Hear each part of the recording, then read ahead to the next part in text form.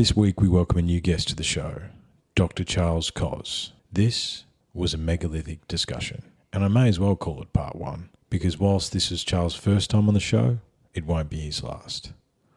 The amount of places we went and the amount of topics we covered in 2 hours, I'm not going to waste my time telling you about it here because you're about to listen to it.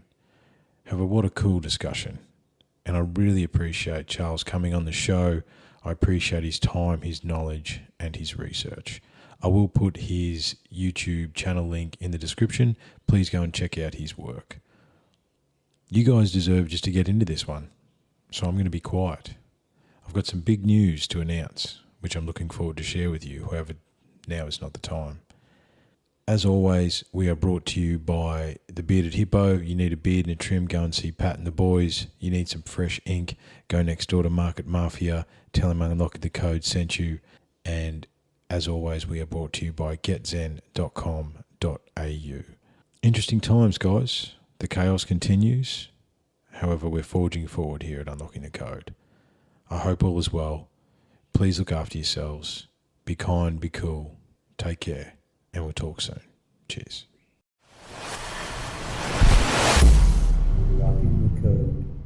G'day everyone, welcome back. It's a pleasure to introduce a new guest tonight, Dr. Charles Kos. Charles is a YouTuber since 2017, increasingly trying to dismantle existing paradigms and notions he sees as false or out of date or driven by agendas now proven incorrect. Just that statement alone, mate, that's why you're here. These are many, but were often set up in revolutionary periods and do not reflect reality now that we know much more. He's written several books and finished his PhD in medieval history and literature in 2013. He's most proud of his book on pyramids, which exposes them as a worldwide earth fertility religion, which largely died out around 2000 BC in Europe, but still has holdouts today. He's travelled Europe 4 times, USA once, looking for ancient mysteries to explore. We found a few down under, mate. I'll share those with you as we go along. He's currently working on a book exposing the astronomy and mathematics behind the worldwide ancient megalithic system. We need to talk about that. As a hobby, loves camping, especially if you can take the telescope along. He currently works at reselling items such as books on ancient mysteries on eBay, and I've got 2 of those books on the way, mate. Welcome to the podcast, sir. Thank you so much, mate, and it's a pleasure to be here. Yeah, thank you. Thank you. And another Aussie, mate. That's what I like about this, is that we're bringing an Aussie perspective. And where do we start? Where do we start? I think we start at medieval history. So before we hit the record button, your PhD is in medieval history, and you were chasing the origins of Robin Hood. Is that correct? That is correct. And how did you go with that? Well, I went okay. I initially wanted to look for the origins of the Templars and to see how they might have been devil worshippers, but the professor was against that. He said they're very good. They were very good people. They were not devil worshippers. But Okay. so he let me do Robin Hood instead. He didn't want me to do that. So I was very happy to find a bloke called Robert. He was a knight. He lived in North Yorkshire, and apparently everyone knows the original part of the Robin Hood legend is from Yorkshire, not From Yorkshire, yes, that's right. Yeah. Yep. And this bloke, he went around with 50 hooded men all around England for 1 year, robbing all the priests in all the towns, throwing the money to the poor. Really? Or selling the grain they robbed, and very cheaply. Yeah. Okay. This happened in 1231, and they finished every town before Christmas. Really? I showed this to the professor in Latin. He was reading it in Latin. He said, "But this is original. This is like classic Robin Hood. This is incredible." And so I developed that into an honours and then a PhD. And that took about seven or 8 years, but it was done eventually. Wow. That's impressive. And is that something, did you bring something to light there? Because I'd never heard that until you just said that right now. Like, that's right. His name was Robert Thwing. He was a knight of, I forget exactly where it was, but it was, North Yorkshire. And the scenario is basically that leading up to, it's actually the aftermath of Magna Carta. Really? Its nobles don't have their rights. We're Yes. talking about an occupied England. England was given by King John to the Pope in exchange Yes. for support. Yes. Yes. It's all Italian coming back to me. nobles, Yep. Yep. yeah, Italian nobles came over Hmm. and they started saying, okay, this land here, this belongs to me. This land here, that can belong to me because the Pope is my overlord through King John. And the Right. English nobles said, what about us? And lots of their lands were taken over, including part of the lands of this Robert, this knight, Okay. So that caused his insurrection. Right. Okay. against all these Italian priests throughout England. Indeed. And So people don't Robin, know this. that's that. That is so interesting. The fact that he's real. I mean, it's one of those eternal stories, isn't it? I mean, to this day, one of my favorite movies is Robin Hood, Prince of Thieves with Kevin Costner. Like every now Okay. and again, I roll that one out. You know what I mean? It's just an epic, and and I think there's those of us that want to be part of the band of merry men. Steal from the rich, give to the poor, live in the trees. You know what I mean? In the forest, and I think there's something. There's an echo there that I think some of us feel. And I had no idea that there was proof that it was actually real and it was against the Italian priest. It makes sense. It makes sense if you think about it. It's not, and that's where the story comes from. That's the legend. Wow. That's indeed it. Like we saw it in Latin in the original text. It said Robert was this was added into a marginal note Hmm. in I think the 1250s into a 1230 text that he was said sic palliatum. A pallium is a monk's hood. In Hmm. other words, the bloke was saying he's wearing a hood. He He was was a hooded. hooded man. He was a Robin He Hood, was Robert. He was hooded, and he even added he was a handsome young man. His men followed every instruction. So there's a legend there. the band of merry men who would lay down their lives for Robin. That is so interesting. That is so interesting. So I wonder, in your studies, you would have had to look at the Dark Ages because the modern story and the modern narrative is nothing happened in the Dark Ages. I don't believe that for a second. However, did your studies take you there? Have you looked there or? Um, Not with those studies. The problem with the Dark Ages is, and actually the early Middle Ages, the High Middle Ages, is there is no voice of the common man or the peasant Mm, at all, period. mm, okay. Even in this period that I'm looking at, the 1230s, there is no voice surviving of the common man. That So only begins around 1500 with books. really, so these texts that you're doing is that would be priests writing the texts as well, because that they would be one of the only ones that would be recording anything that was going on. Is that correct? That's correct. I got this information from a monk of St. Albans, Matthew Paris, and he Hmm. wrote all this down while it was happening, Right. Oh, so he was there. He wrote it down as it was going on. a contemporary.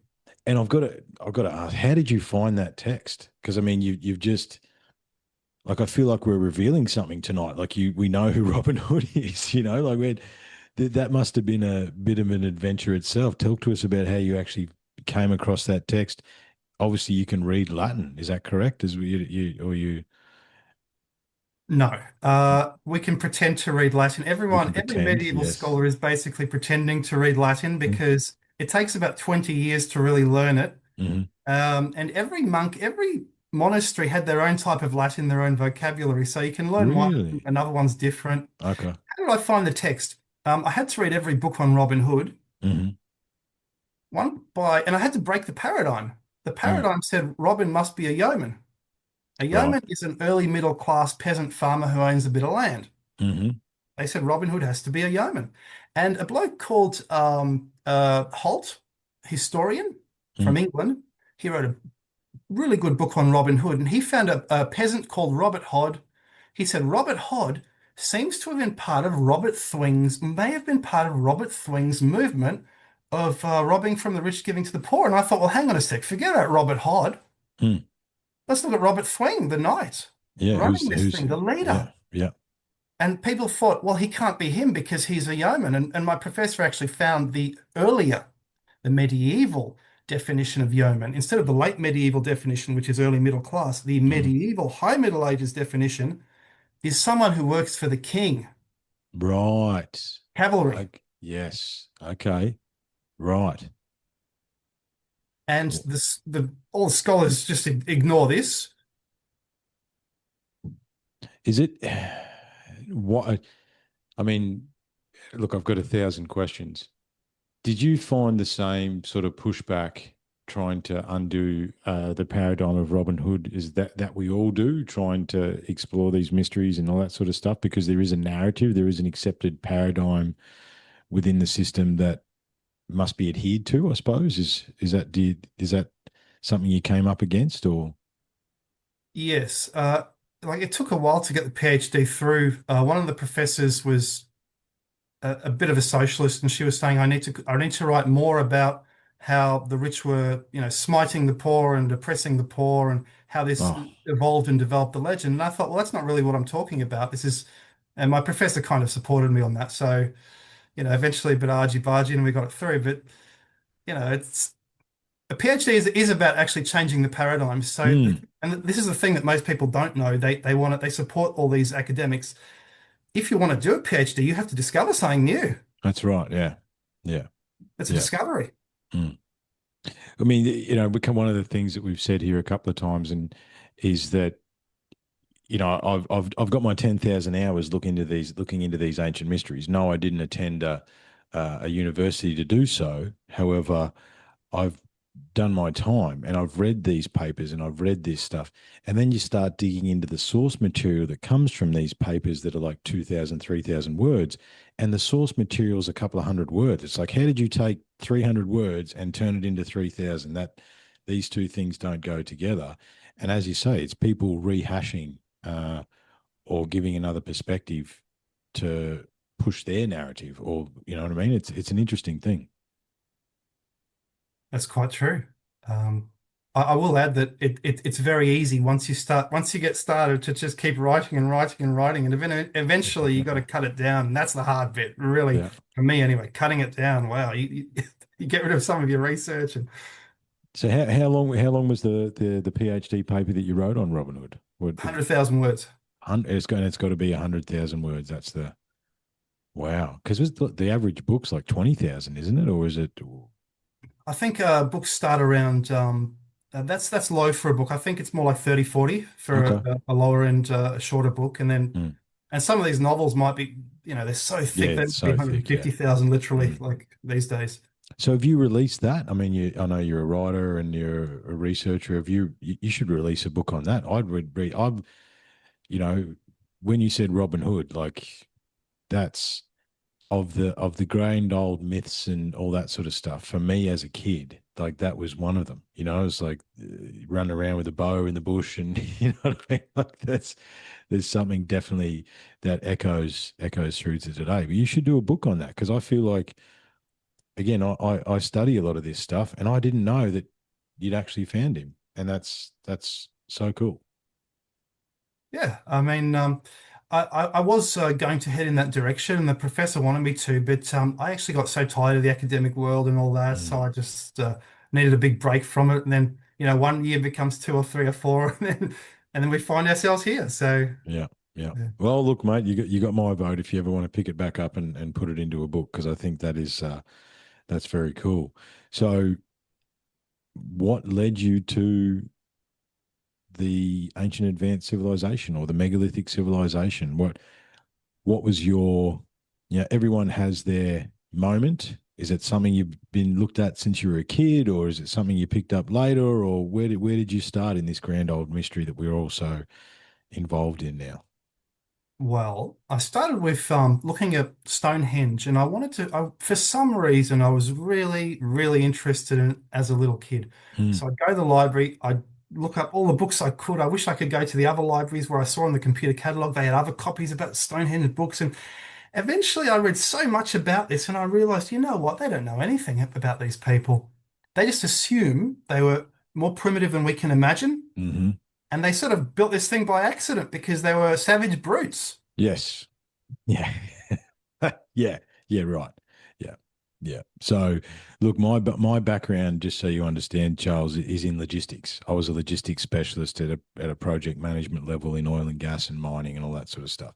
My job is to know how to move weird and wonderful things from one place to the next. And you don't build Stonehenge by accident. And you know what I mean? Like, there's no way that and then they just drag the rocks across the grass, or it's like, really, did that really? I mean, you could. I'm not saying you can't. That's the Stonehenge stones aren't that big. They're not that small either, though, Charles, are they? Like it's yeah, it's that's a fascinating one, especially with the lidar stuff that's come out recently. How it's actually 3 times as large as they originally thought as well. Yeah, yeah, Mm. indeed. So where did you go with Stonehenge? And how old were you when you got? I'm curious. I was like 8 or 7 or 8 or 9. Yeah. I started looking up Britannica, right? And Yeah. and I noticed every article I looked up, usually on the Beaker people, it always told me to see another article. And then the other article never gave the answers anyway. It would You never refer sees back to the anything. Yeah. first article. Mm. Yeah. Yeah. So I So got that nowhere. so you just said the Beaker people. So is that the official on who thinks built Stonehenge? It's a traditional view. They say this Beaker people arrived from continental Europe. Then they say a more advanced form of the Beaker people in that Stonehenge area were known as the Wessex culture. This is Mm. what they were saying in the 50s. And these people, they also had some metal working. There's some metal gold working survives. Hmm. And they say, oh, these must be the Stonehenge builders. And that's the most advanced. That Wessex culture is just around the Stonehenge area. So they Mm. think, okay, it's not a national thing over the whole island. It's just in that area. Just in that area. So those people were advanced enough to. Well, that's how they've joined the dots. They think that those people were advanced enough to build it, so then they give it to them. Is that? Pretty much, pretty much. Mm. But you know what? There's always been hints at something else because they look at they since the 50s and 40s, they've looked at the link between Stonehenge and the Mycenaean culture, the mortise and tenons that Hmm. they found. And I've noticed the same thing in China. In China, the royal sanctified buildings were the only ones allowed to be built in a similar way to Stonehenge, Mm. circular buildings. So even back then, in the 50s and 60s, people were saying, hang on a sec, this is like so much. It's like the Serapeum as well in Egypt. This Mm. is like so much we see in different countries. Mm. It's the echoes, isn't it? I think we I pretty much chase echoes. It's like I see it's like, okay, here's an echo here, here's an echo there, here's an echo here, and it is a truly global civilization. That this is it. I've got one of my presentations, and my listeners don't want me to do it again because I've done it half a dozen times. But it's like all them countries that have known megalithic sites, and it's easier just to say all of them, pretty much. And I think the ones that don't have any, we haven't found them yet. And that includes Australia as well, by the way. However, it's Stonehenge is. I think everyone either starts with Stonehenge or the Great Pyramid of Giza. I think they're the two as kids. They're the two that grab our attention. And I think, look, I was just while you were talking about, was mine Stonehenge first or was it the Great Pyramid first? And I think it might have been a pretty close run race, And as I say, I mean, I grew up in Ballarat, so it's cold and terrible and miserable in Ballarat most of the time. So I spent my time in the library as well, searching through books and the Encyclopedia Britannica. That's why I smiled when you said, "I'm like, yeah, man, I did that, I did that." Like going through, trying to read everything about it. Where is it from? What's it doing? I didn't. I just heard you say Mycenaean culture. So we explain Mycenaean for us. Well, the Mycenaean, it's a Mycenaean, modern okay. name Yeah. for the people who in the Iliad seem to be called the Achaeans or the Aegeans. Hmm. Now, It's a Mycenaean, seafaring culture. exactly, it's a Hmm. seafaring culture. Hmm. It was the capital. We think it was the capital because the main king was there. Hmm. Many of the stories seem to be from there, and they had the biggest amount of troops and ships in the catalogue of the ships in the Iliad. Hmm. So they call it the Mycenaean culture. But back then, what was it called? We don't really know. We My don't guess know. is Achaean based on what the Iliad says, but who really Yeah. knows? Who really knows? I mean, and the thing is, there is this echo as well. We talk about echoes of the Egyptians fought a seafaring culture for a long time. Like every now and again, this seafaring culture would rock up to Egypt, try and take everything. And there's stories in hieroglyphs that the sea people was basically what they say in the hieroglyphs. They fought these sea people every now and again until they finally pushed them off.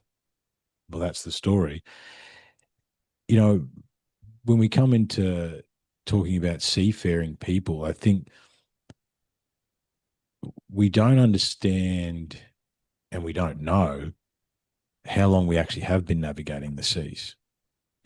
Like I think there's multiple ancient cultures that have just slipped through the sands of time that, yeah, we don't know where they're from or who they were. And as you say, who are the Mycenaeans? That's a good guess. Are they from the Mediterranean? Were they originally from the Mediterranean, or did they originate in the Middle East? Did they, like? And if this is a truly global culture that echoes around the globe with standing stones, circular stuff, the astronomy, right, the mapping of the stars, the solstices, the equinoxes, it's not just to plough the fields. I don't believe that for a second. I think it helps, right? When you understand the cycle of the stars, definitely helps when to know how to plant your fields and all that sort of stuff. However, it's not just that. I mean, when we talk about seafaring situations or seafaring cultures, where have your studies led you on that with the Mycenaeans or the Aegeans, or where do we go? Well, people have always held that the Stonehenges were never a seafaring culture, but what I've been seeing recently is that the very name Celt may be from Chaldean. Really? It is written in the early British chronicles, which survived from the Renaissance, that there was a Chaldean migration in maybe 1600 or 2000 BC to Britain. And Mm, there's an entire movement based on this idea called British Israelism, that the British people are part lost tribes of Israel. really? Yeah, it's a huge movement in the 19th century. Look up the Wikipedia article, British Israelism, massive, massive books written on it, massive amounts of evidence. And what time frame are we talking here? So when are we slotting this into the supposed timeline? We're talking maybe I'd say 3000 to 2000 BC. In other words, these lost tribes are the megalithic builders. Do you think it was that early? Yeah, and that's when Stonehenge and Giza were built, I think, by the same people. Yeah, right. So you subscribe to the pyramid being built about 4,500 years ago. Some of it, So some of at it. least Okay. the outer part. I have a theory that Khufu's dynasty went around flattening all the pyramids, in other words, paving them, straightening out the sides. Yeah, putting the capstones on them. Yeah, doing the limestone. Yeah, yeah. Because Snefru, was it Snefru the first one? He did three pyramids. You Mm. can't build three pyramids in one generation and then build barely a small pyramid in a generation for the rest of Egyptian history. Yeah. I mean, the, I think, the yeah. problem with Egypt, and I think the problem with a lot of these cultures is the deeper we dig, mate, the better it gets, and it should be the other way around. Like so, it's like as we get closer to our time, the worse quality of the megalithic building is. Like I think so. Yeah, that's curious. So you think maybe what a step pyramid was there, or do you thinking they just lined the outside? Because isn't it? It's said to be one was red, one was white, one was black. Is that correct? I think it was like the Great Pyramid was white because it shone across the desert. That was isn't that Plato? It was not Plato. Is it Plato that you could see the Great Pyramid from across the world basically because it refracted.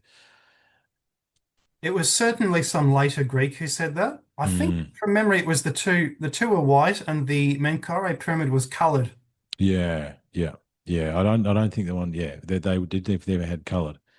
I mean, so I haven't had the privilege to go over to Egypt yet. I had plans in 2021, but that didn't happen. Right. Um. So and I'm recovering and recovering from lost resources. I will get over there. I have a vision of me standing in front of the pyramid, so I need to get over there. Um, but you've obviously stood in front of the Great Pyramid. No, you haven't been either. No, I've never been there. Um, Ah, okay. I've been so busy traveling to other places that I haven't been there because there's so much to see even in Europe. This is the problem, isn't it? You know, and I think I heard a an interesting was talking to some people, and it's like the problem is with the upswell of interest in these ancient advanced cultures. A lot of these places are now tourist destinations as well. So it's like some of the majesty has gone from them a little bit. And maybe we need to try and find new stuff, like discovering who Robin Hood was. You know what I mean? That's and so what? So you've been to Stonehenge. What's Stonehenge like? Beautiful. Yeah. Beautiful. There's a lot of English heritage guards around keeping you far away from it, but it's bigger than I thought. So when you approach it Mm, by bus, mhm. like, I thought, what's that ruin? It looks like a ruin of Stalingrad, like a bombed out building or something. What's that doing there? Oh, it's Stonehenge. It's almost like a concrete color. Mm. I think partly because it's supposed to be a sort of lunar color, like it's unhewn because it's supposed to be lunar craters, possibly to Okay. worship this lunar god, but Yeah. that's another thing. But yeah, Well, we it's can get to that. beautiful. The trilithons, the big ones, they're about five of us in height. Really? Yep, bigger than I thought. That is bigger than I thought. I It's, must have looked at 1,000 photos online. You know what I mean? I've got photos in my research folders. I wouldn't have said they were that big. They're really that big. they're really that big? Well, then no, they didn't just drag them across the hills. Then if they're that big, No. how do you stand something like that up with copper chisels? You know what I mean? Like that's wow. Now with Stonehenge though, there's that classic set of photos of them rebuilding it in the 50s or 60s or something like that, putting it back together. How do we know they did that properly? And is that the echo we see now or Well, they didn't do it properly because they were changing it. They were trying to restore it mm, back to what they thought was original. In the 19th century, I'd say it was more romantic looking because the stones were all at weird angles, and you see this in the old paintings. mm, Now, there's a big problem with what happened in the 50s as well. It is a fact that most archaeologists, I think from memory, the figure is about a half conduct excavations without ever publishing the results. And this happened in the 50s.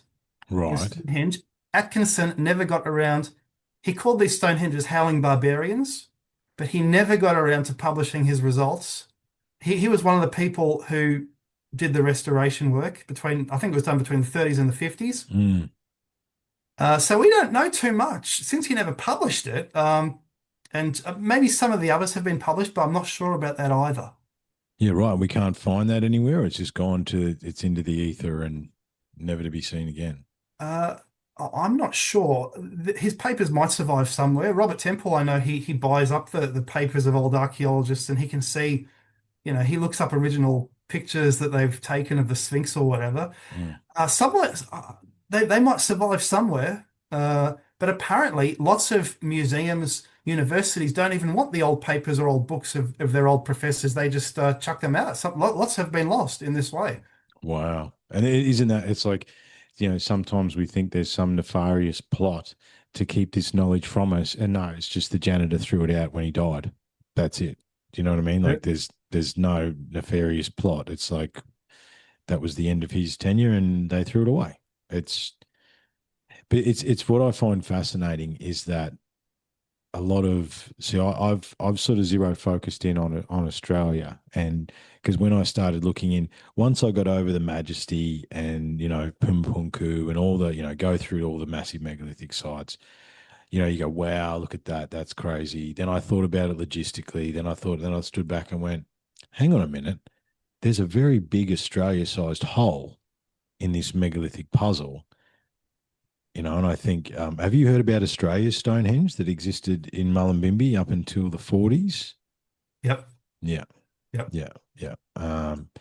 Yeah, I actually know Richard Patterson. He was the one that discovered, in a similar fashion, the documents by Frederick Slater in the back of a Mullumbimby drawer in the Mullumbimby Historical Society. And it's a crazy story, that one. So with Stonehenge, did they fix it or did they change it or we don't know because we don't know what it originally looked like. There's no photos that survive to today of it's just those paintings. I know the ones you're talking about. They're all sort of leaned over and all that sort of stuff. Um, what they've done is they've uprighted the stones. A Mm, lot of the stones have been uprighted. However, the plans of what they call the original Stonehenge actually don't match the monument. For example, they call the Sarzens, which circle the trilithons, they call this the Sarsen circle. mm. And I've got evidence this never was a circle, it was a crescent. Really? The crescent was worshipped in ancient times, not the circle. Yeah, there's some stones missing along one side. Hmm. And what it actually looks like is two jaws coming together, the trilithon jaw, the Yep. smaller jaw, and the Yep. big jaw. Yep. It means there's a rainbow serpent circling the earth, meeting at Stonehenge. Ooh. Yeah, so one of those is not a circle, it's just another jaw, a horseshoe. And because there's absent stones there, but they show on all the maps that there would have been stones there in the old days. There's no evidence for that. And this is the reason I asked you because it's like when I saw how it had been rebuilt, it's like, well, how do we know they rebuilt it correctly? Obviously, they got some of the alignments correct, but again, how did they do that? Like, I mean, that's an interesting thing.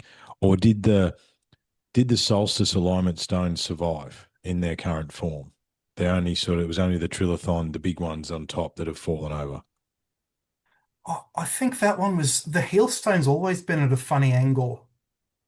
I'm not quite sure about that one. Mm, I think they might have actually moved that one as well a little bit mm, because I think they wanted to look under the stones, so they actually moved them all out of the way with their cranes. yeah. They dug under them, I believe, and they What sort did of they find under there? I wonder. We don't know. antlers and bits of antler, and that they say they would have dug with bits of bone. Mm. They found a Well, burial so that's how they dug the hole. That's how they placed the stones by digging with antlers. possibly. Yeah, well, that only would have really. Yeah, I don't believe that. I don't believe that. You can't dig with antlers. Well, look, you can scratch around, I suppose, but is that what you're going to use to place your 50-ton blocks that are 10 meters high? Oh, just use the antlers to scratch it, scratch a spot in the dirt. So how do they say what's the modern narrative? How do they say they actually shape them, cut them? Oh, they use stone mauls. Oh, so like the They- like well, the like the diorite balls in Egypt. Yeah, good. Yeah, yeah, yeah. they said they dressed them with that, and then they cut them by splitting the rock with the fire along straight lines, Mm, and maybe some wooden wedges, swell with water. But these are guesses. yeah. However, I have seen evidence of this on top of one of the trilithons when I was there. I Hmm. actually saw what looked like a straight line. Holes had been drilled or something where you could have put the wedges in, but for some reason they stopped and they didn't do that stone. So you can still see that pattern on top of one of the trilithons where they would have cut the stones in that way. So yeah, I guess they could have done that. But how are they drilling the holes with what with a I don't know. And mm, thing is, the plot thickens. right? The plot thickens because Yeah. these stones, they call it a natural concrete. Really? Yeah, Okay. the Sarzens, What natural concrete.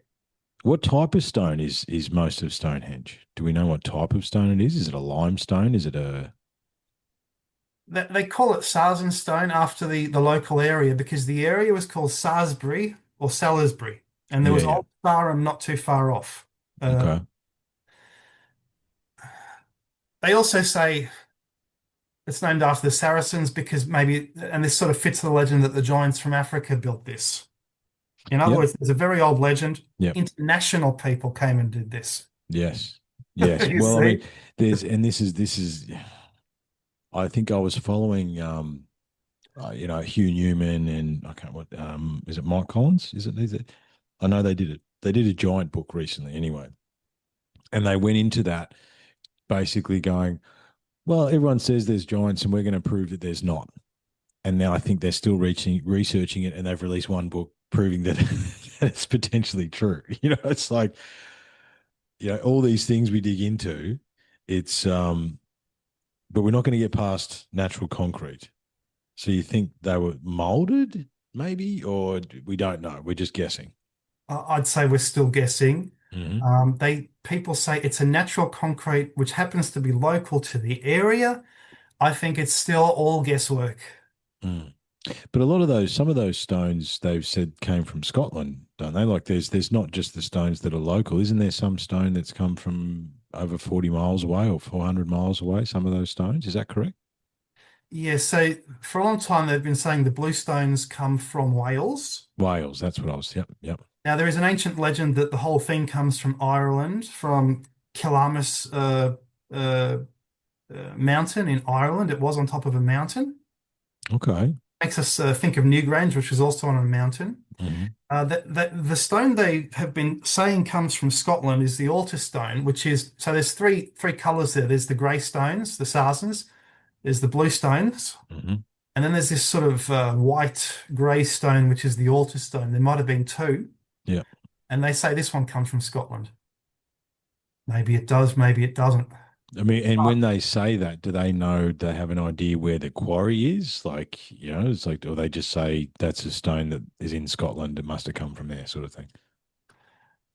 I think I don't know if they have a quarry. They do have a supposed quarry for the bluestones in Wales. Mm. As for the one in Scotland, I don't know enough about it. They may or they may not. Yeah, But fair I'd enough. say, both discoveries kind of point to the fact that these people were seafaring.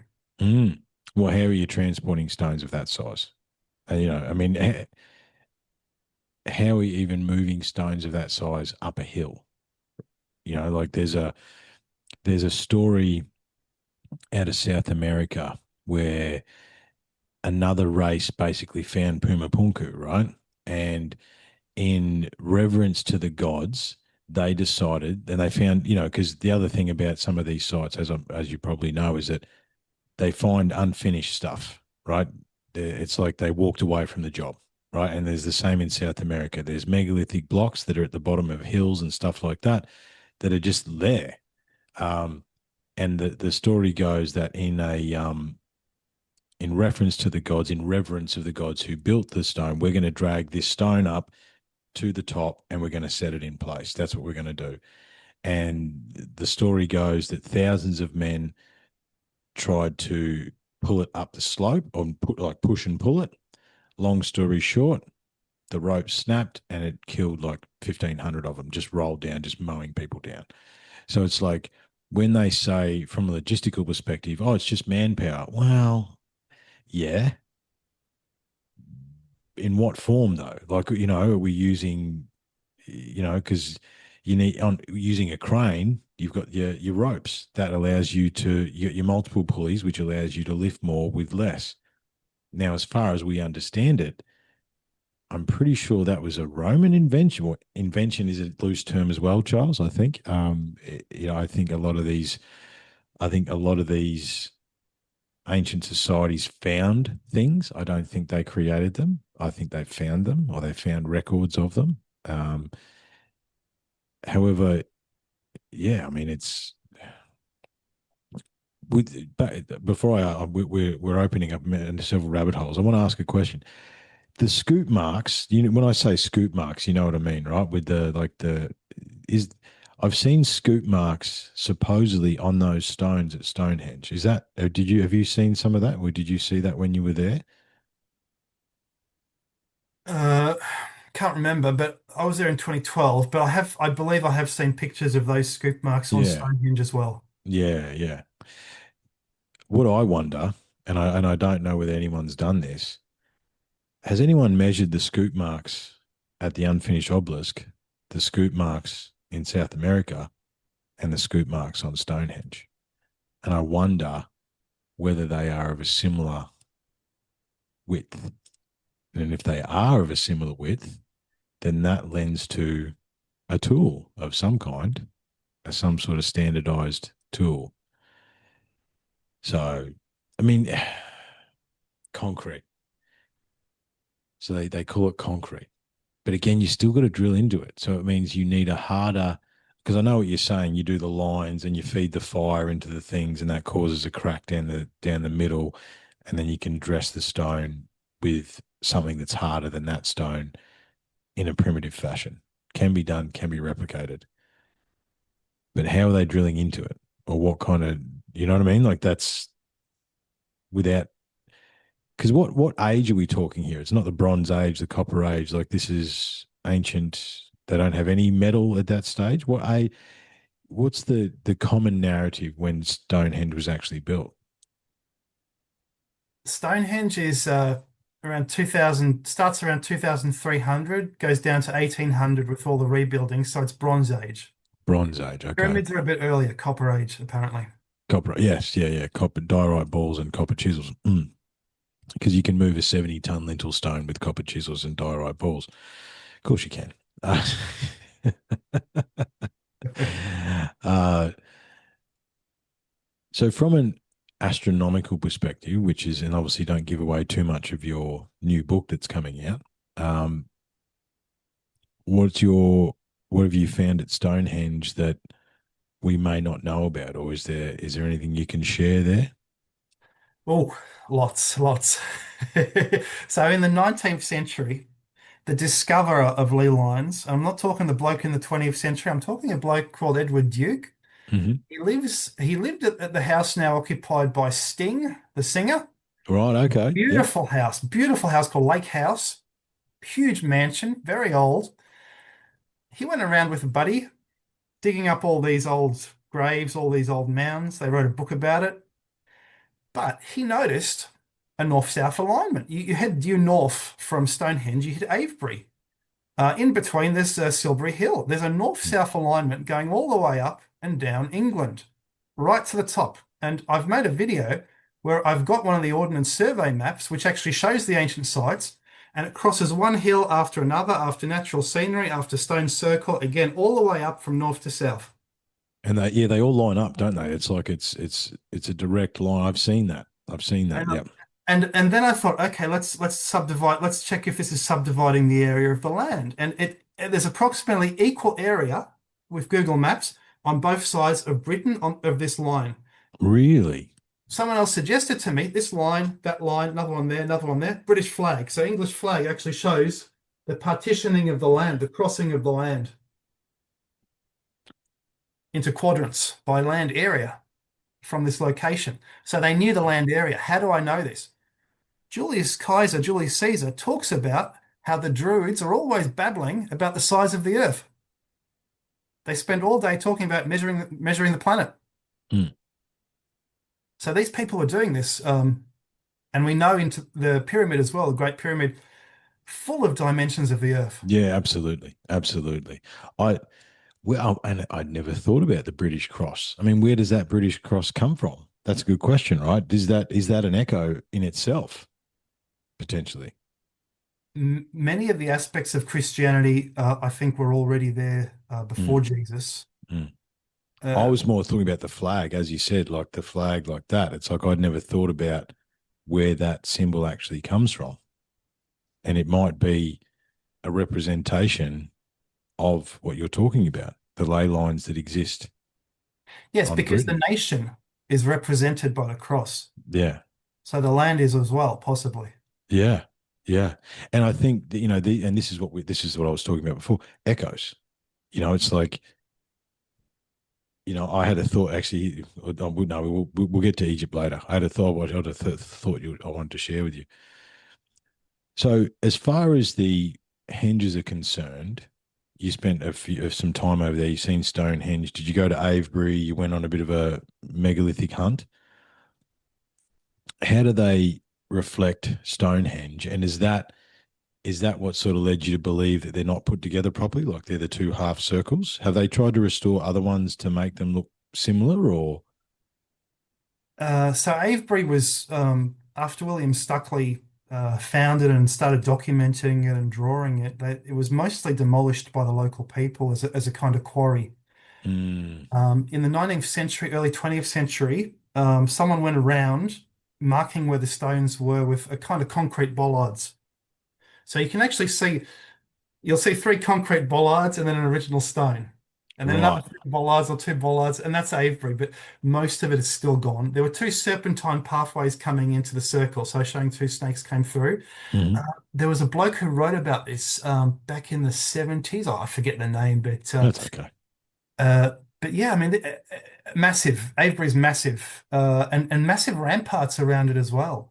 Um, Really? So, yeah. so is that a are we talking mound building culture as well, do you think? Or is that mm, Yes, the mounds were built for similar reasons to the pyramids being built. They mm, instead of stone, you can use soil. I found similar traits with Silbury Hill. It measures the size of the earth. Same with Stonehenge. Stonehenge and Avebury, I've been finding measures the size, not only the size of the earth, but also the speed of the earth through space and all sorts of things. Because these wow. people, imagine a people, a very clever people, nothing to do all day, no internet. They're looking at the heavens. That's their Mm. entertainment. Do you subscribe that they are the survivors of the Great Cataclysm 13,000 years ago? Oh, that's a dicey one. Well, the problem is this: there's been so many cataclysms, That uh, is true. That is true. and it looks like they happen very regularly. Mm. And we're And overdue, but that's neither here nor there. yeah, I believe our millennial system, which the Mayans had as well, because Yes. their 2012 lines up pretty much with the end of our millennium. Mm. So both the old world and the new world are using a similar system because we've had contact in the past. This is actually based on this cycle of cataclysms. Hmm. Hmm.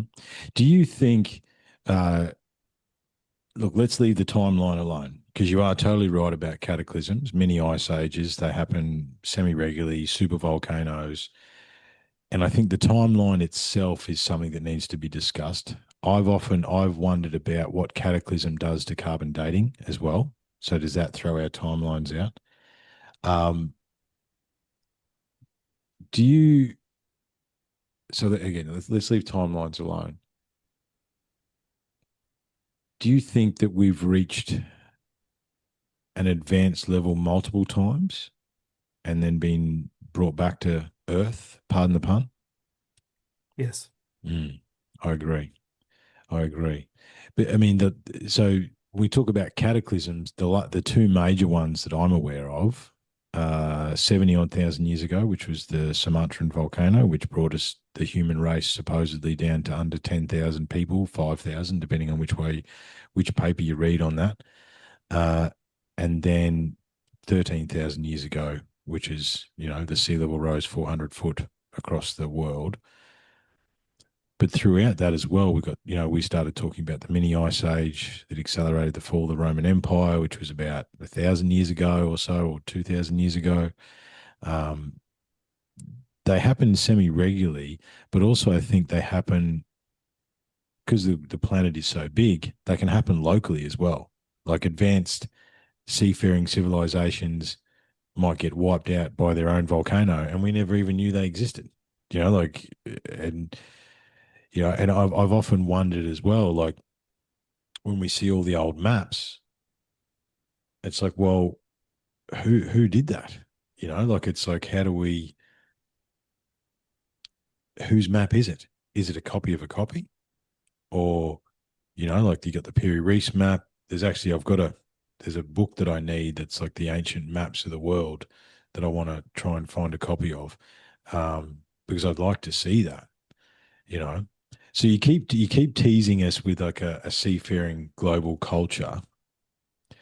Do you think there's an origin point for this seafaring global culture, or Oh, it's hard to find the origin because mm, I'll give you an example. I was in okay, the museum in Dublin, Ireland, the capital, mm, the National Museum. There's this gold jewelry there. They say 3,500 BC. that's 5,500 years ago. I was Okay, with a yeah, friend. She said, it looks Inca or Mayan. And she was from South America. mm, So we have this contact going to America from maybe that era. Maybe every generation has always gone between Europe and America. Mm, What's the origin? I don't know. They're saying the clovers come from Europe. And that's what, 9,000 BC. mm, It's hard to find the it's like I think we've always known about it mm. at a certain level of society. You get high enough, they'll say, "Oh, there's a country over there called America. You can sail there if you want, but it's going to be expensive." Yeah, we know it's there. Here's the maps, or and the Clovis thing's interesting as well because they kept digging at the Clovis site, the original Clovis site, and they found more evidence that is older again.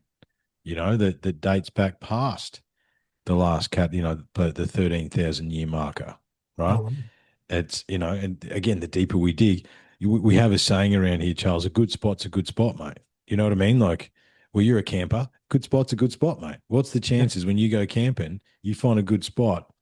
Chances are someone else has found that good spot. And I think a good spot's a good spot. So, and you talked a little bit about uh in South America, some of these pyramids are like Russian nesting dolls, aren't they? It's like originally it was a mound, then it was a smaller pyramid, then it was a larger pyramid, then it was a large, you know what I mean? They're like Russian nesting dolls because a good spot is a good spot. And these spots were sacred. I mean, you mentioned the Catholic Church earlier. How many of the Catholic churches across Europe are built on standing stone places?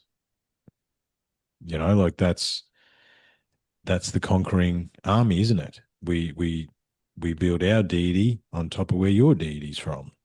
That's why they knock it over. That's why they do that. That's why they do this. You know. So do you think it was a truly the evidence that you're seeing through multiple lines is that of a truly global seafaring race that touched every country, every continent, shared their knowledge, shared their mathematics, shared their, where is that sort of what you're thinking? Yes, it was worldwide.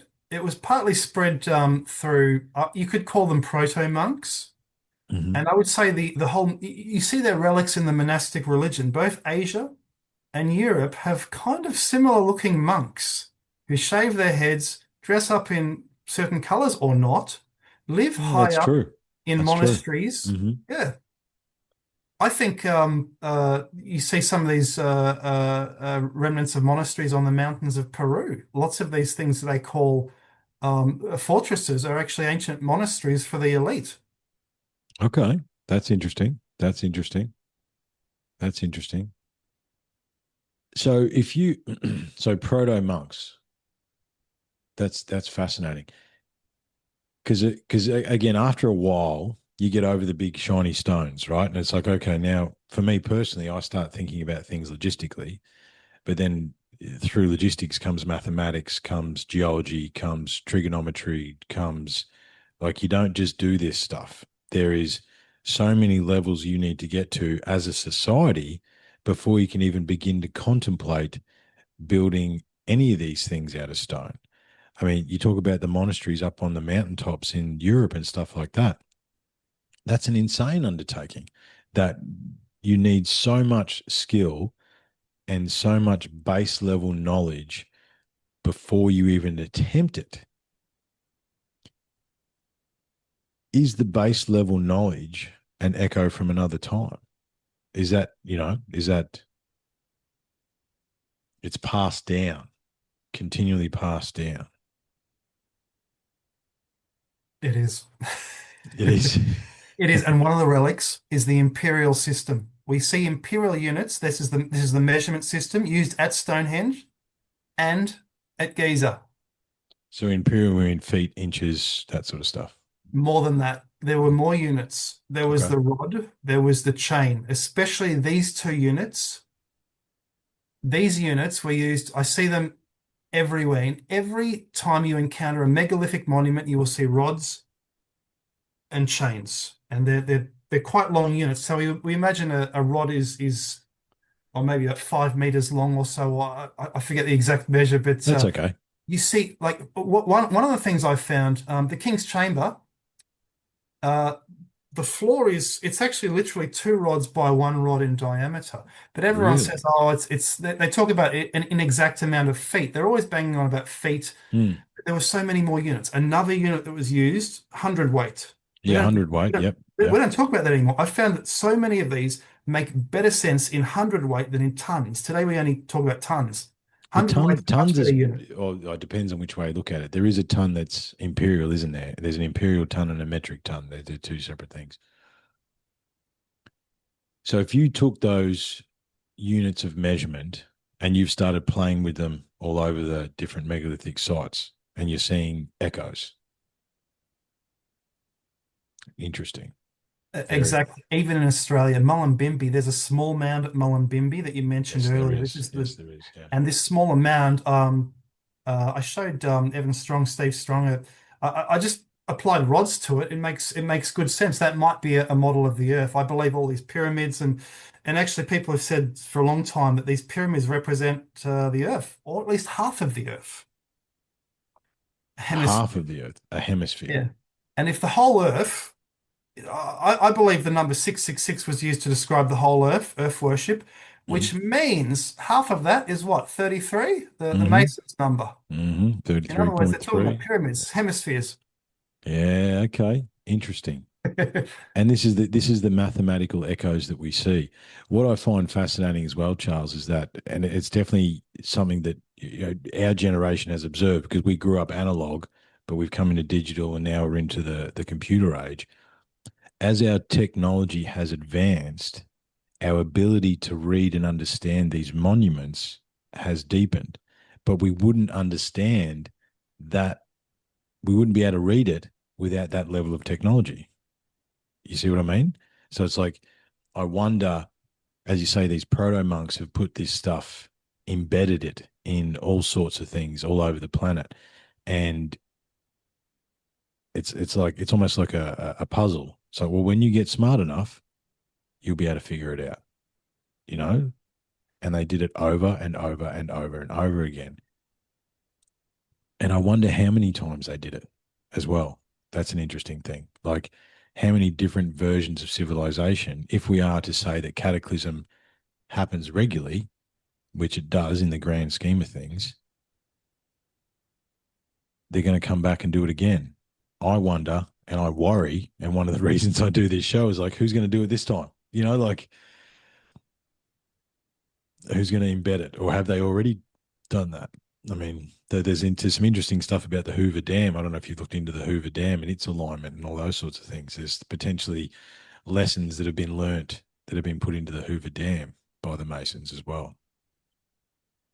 Wow. But one of Mm. the things I'm understanding the last few days is that Masons saw themselves as taking the numbers of the universe and putting them into buildings. And in ancient parlance, that's what happened at Stonehenge and the pyramids. They took the numbers of the world, put them into those monuments.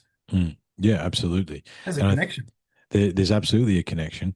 I also seem to, and I want to, it's interesting that you keep mentioning the serpent. I was just having a discussion today with someone, and we're talking about the calendar, and it's like, well, the calendar should be 13 months, and there's a star sign missing, and that star sign that's missing is Ophiuchus, and Ophiuchus is the serpent, right? And because the lunar cycle is 13 moons a year. So it should be 13 months of 28 days. That's actually the lunar cycle. And there's a missing astronomical sign, and that's Ophiuchus, and it's the serpent. And the serpent, as you know, and as you keep mentioning, echoes everywhere. That's another one of those things that echoes across the planet, is the serpent. It echoes in South America. We've got the rainbow serpent down here. You know, there's these ancient myths and legends, and they all involve a big snake. And that's not just here. That's everywhere. That is all indigenous, a lot of indigenous cultures have serpent mythology insofar, like it echoes. And it's an interesting one, that.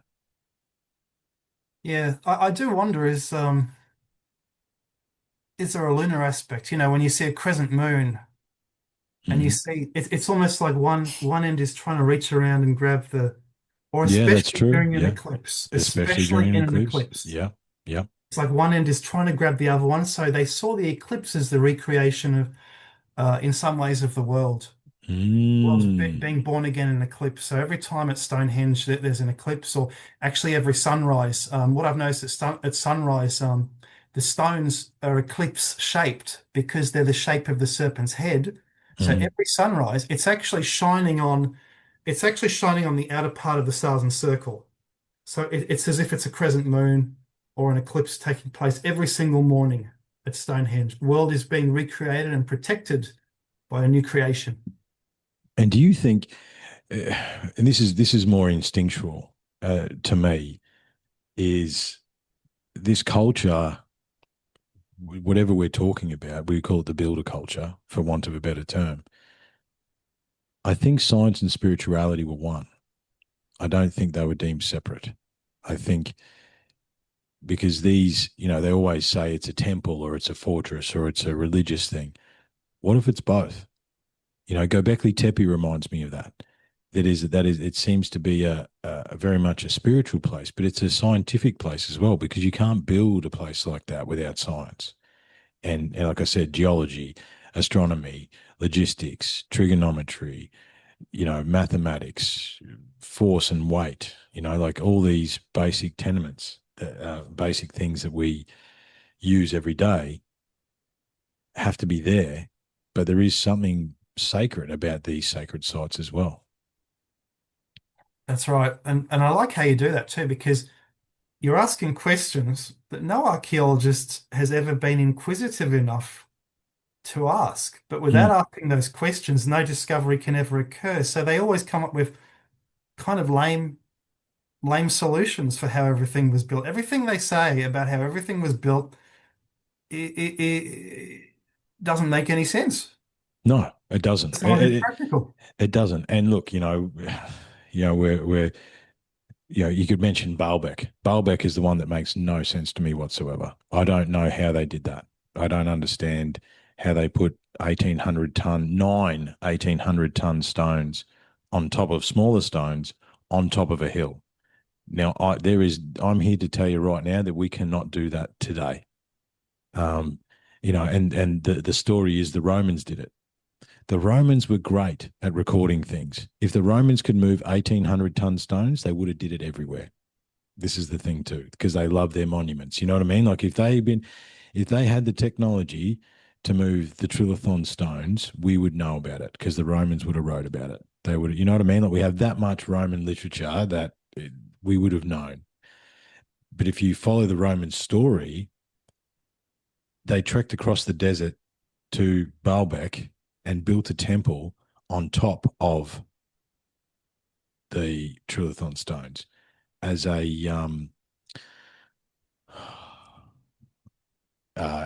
tribute to Dionysus, the Dionysian mysteries, and those sorts of things. It's like yeah, Dionysus is he's the god of sex, drugs, and rock and roll, pretty much. That's he liked his wine, he liked to party, he liked his music. And the Romans marched across the desert to Baalbek to build a monument to him. Why? Because that's where it was there. Now, how did they know that? You know what I mean? It's like that's not something that you discover. That's something that you were told. If you go here, like you just said before, yeah, America's over there. It's pretty far away. They got hit by a cataclysm a few thousand years ago, so it's not real flash over there at the moment. But you can go there if you want. Like there is a foreknowledge and there is an echo that exists to today that I think we're not seeing. Well, some of us are. We are. You are. I am. However, it runs much deeper. Exactly. And you know what? There's something similar to Baalbek under some of the Persian cities, such as Persepolis. And people have said why, like it's built on this huge stone colossal platform. Hmm. And people have said, why did the Persians put their capital at Persepolis when Persepolis wasn't on the route to anywhere? It's kind of in the middle of a desert, even in their times. Hmm. Why put it there? It must have been sacred to their own gods. And we're talking 600, 500 BC, well before the Romans. Hmm. This megalithic stuff was already there. Yeah, and look, and there's we did an episode on Loomis, the episode you were listening to when I sent you the show. Me and him did an episode on Eridu, which supposedly is the first city, and that is megalithic in nature. But what I find fascinating about Eridu is no one's gone and dug it up. Like there's been no exploration or archaeological exploration at Eridu for 100 years. Now, if that is the first city, I know it's in a touchy environment over in the Middle East. However, surely if that's the supposed first city, there would be detailed archaeological excavations ongoing forever, but they just let it rot in the desert. So it's like, why? Why would you do that? Like, if that is the seed of human civilization, the oldest city that we understand, why don't we know more about it? Like when we dove into that subject with it, oh yeah, we'll do a couple of episodes on Eridu. There is not much. Like you can comb the web for as long as you like.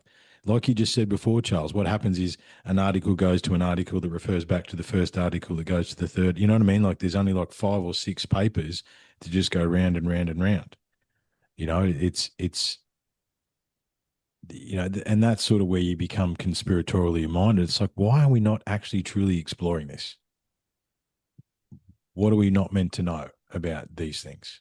Because if a bloke like me can join the dots, you've done your time, we can start joining these dots. There's echoes here, you know. Exactly. I mean, I think that the common man does think that archaeologists have covered everything already, and therefore anything we say is going to be wrong. But actually, and I know this from my own research in history, like exactly like you've said, it was the same with me with Robin Hood with the 13th century. We found out there wasn't even a biography on this King Henry III until about 2 or 3 years ago. He ruled for 60 years in the 13th century. There were no biographies. Really? Really. And You say? Henry III. Do you know anything about Henry III? He ruled for 60 years. 60, that's a long time back then in the But Middle no Ages. That biographies. no biographies of so yeah, right. The period's hardly been covered by historians. Same with archaeology. Like Eridu, what, 5 papers or 5 books is Yeah, absolutely nothing. nothing. It's nothing. And the ruins are just they're just going to literally the desert is eating them as we sit here and have this conversation. It's like again, why would they build the first city there? Was that an echo from another civilization? Like how many times have we actually done this? I think that that episode you listened to, What Are Humans? We opened up a rabbit hole there because it's like, how old are we really? And then if we're really old, then how many times have we gone and actually, got to a level of, and then I got actually, it was a little while ago. I had I'm actually going to get in touch with this guy. He interviewed me. It was a postdoc at a university, and he wanted to interview someone about the ancient advanced civilization megalith stuff, and he found me. And I think he was expecting me to go, everything was crystal spaceships. Now, listen, I want crystal spaceships as much as the next guy. That'd be super cool. But maybe it's not. Maybe it's a seafaring civilization that had an understanding of metallurgy and could circumnavigate the planet. That's all we actually need. We don't need any more than that. Um, when we start getting to the bigger megalithic stuff, there's more questions that need to be asked there. However, it's I just wonder whether it's echoes on echoes. Like we may not be, so let's say potentially we are the survivors of the big cataclysm 13,000 years ago. They then passed on agriculture and everything else like that to the Turkish, because that's where agriculture pops up at 11,600 years ago in the region of Göbekli Tepe, supposedly. But then something else happens and then they pass it on. And maybe it's these monks, as you say, this religion of monks that travel the world in boats with no sails that give everybody the information to survive. Like it's how else could it seems that seems to be the answer in one form or another. Yeah, it's a very deep puzzle. With that monasticism, people say, and if you look it up online, it says, oh, the monasteries appeared with Christianity. Show me in the Bible where it talks about monks and Jesus telling people to form monasteries. They were already that we know they were already They were there already in there. Israel Yeah. in Jesus's time. Mm. And I think so much was already there. I think if you talk about, we sort of mentioned ley lines and stuff earlier.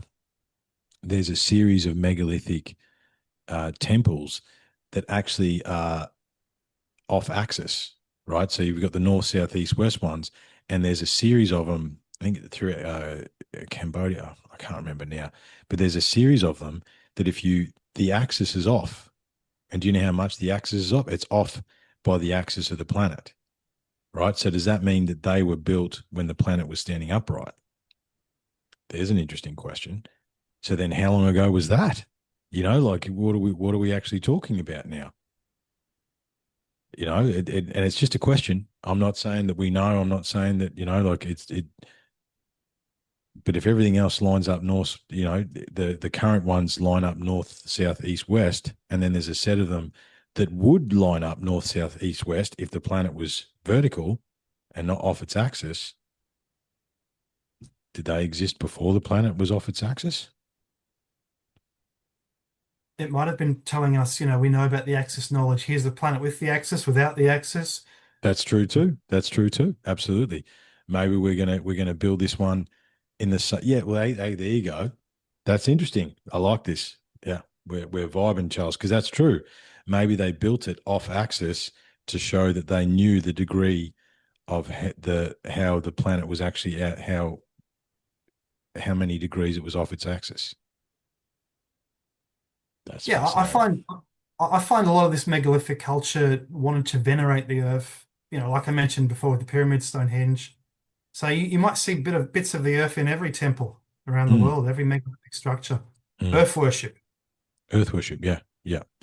And so earth worship is interesting. Have you looked into the triptych stuff, the triptych echoes in the cathedrals and stuff like that? So basically, the symbolism and the Masons put in all the grand cathedrals and all that sort of stuff. The feminine on the left, the masculine on the right, and in a modern church, it's Jesus hanging in the middle. But the real thing is it's us hanging in the middle. We are the balance. We are the dark. We are the light.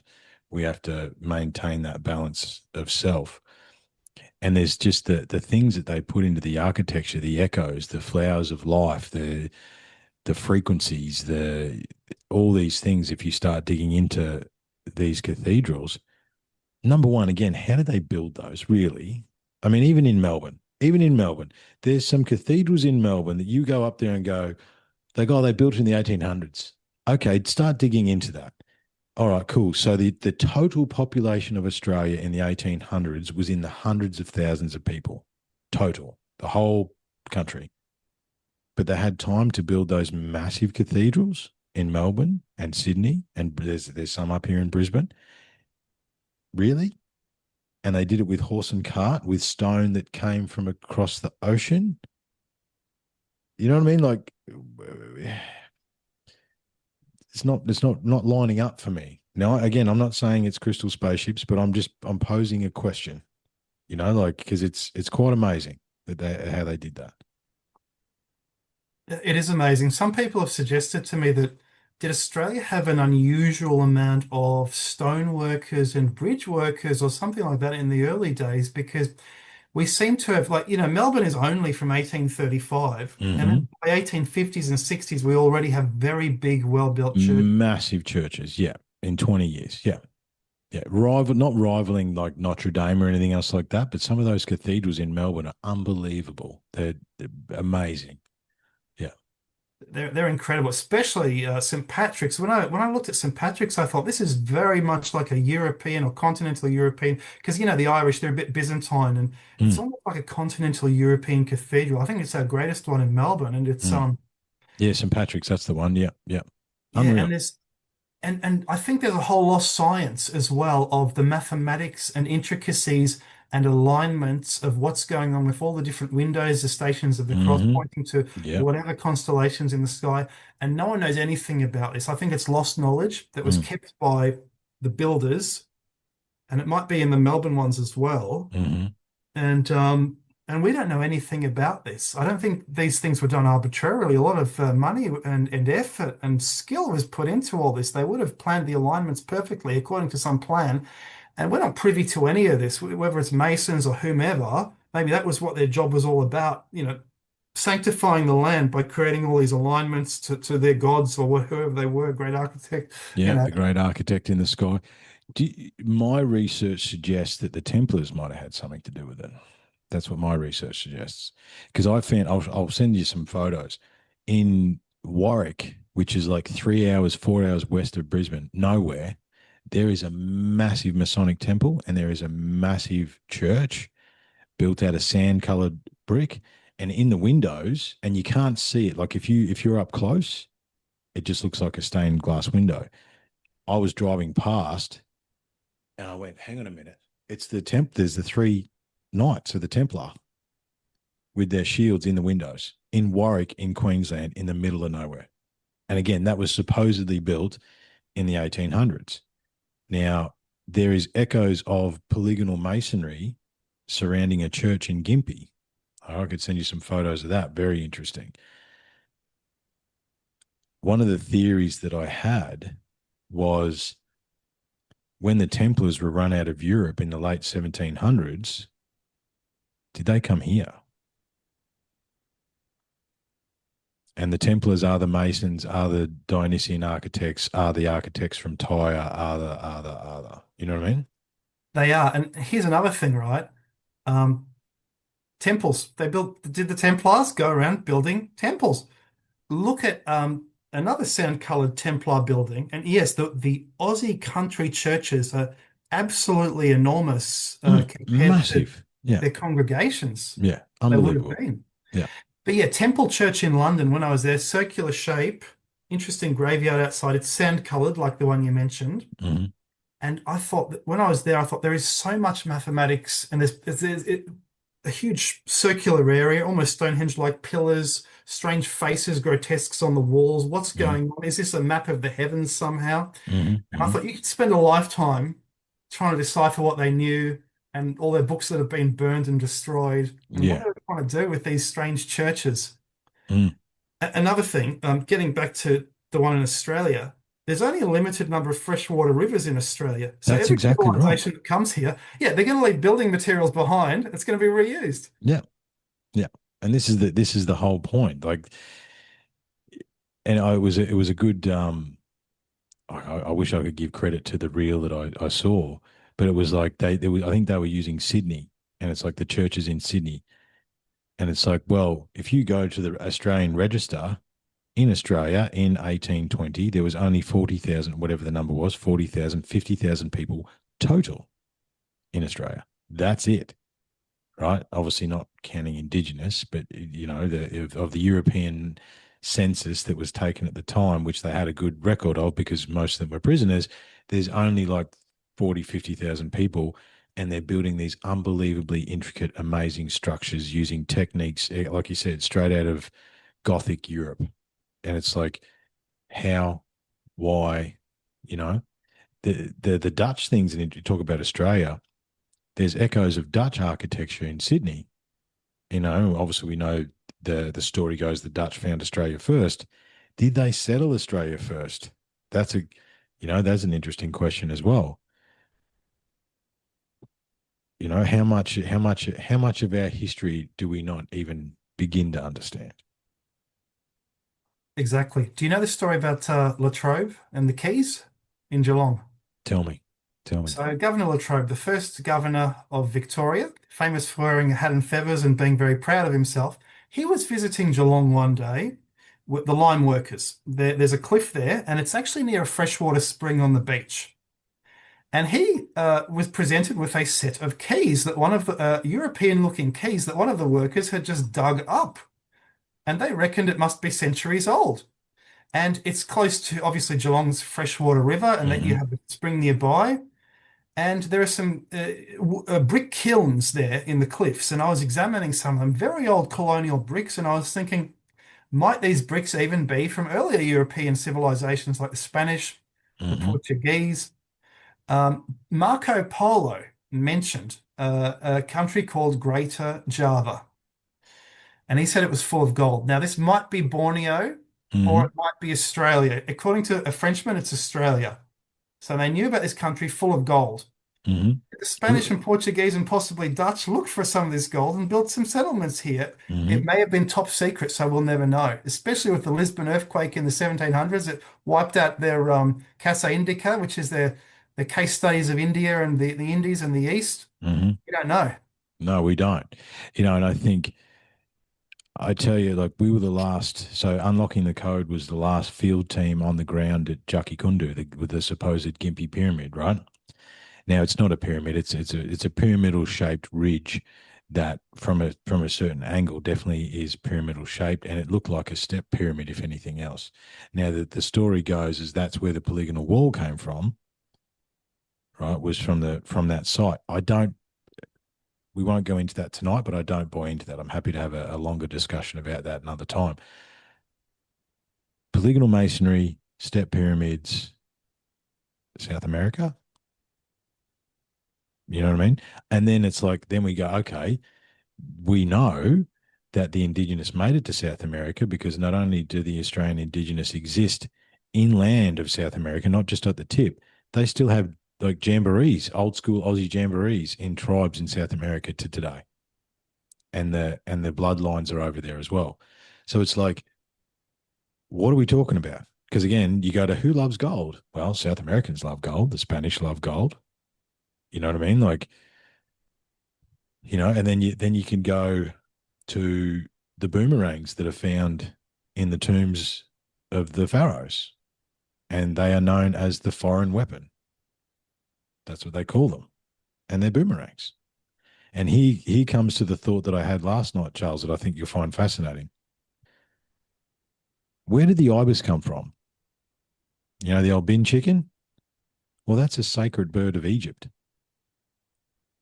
Look up the Egyptian ibis and then look at the Australian ibis. They look the same to me. They say that they're not, but let's say you had someone visiting Australia to learn from the Indigenous, potentially to go to Australia's Stonehenge to understand some great mysteries. And the Egyptians talk, again, like so many other ancient cultures, we go again, talk about a great land to the south, right? Maybe giving some ibises to the Egyptians, these are a sacred bird and they're not bad to eat. You know what I mean? That's a So, really good point. There's another one. It gets even worse. You know the god Seth. mhm.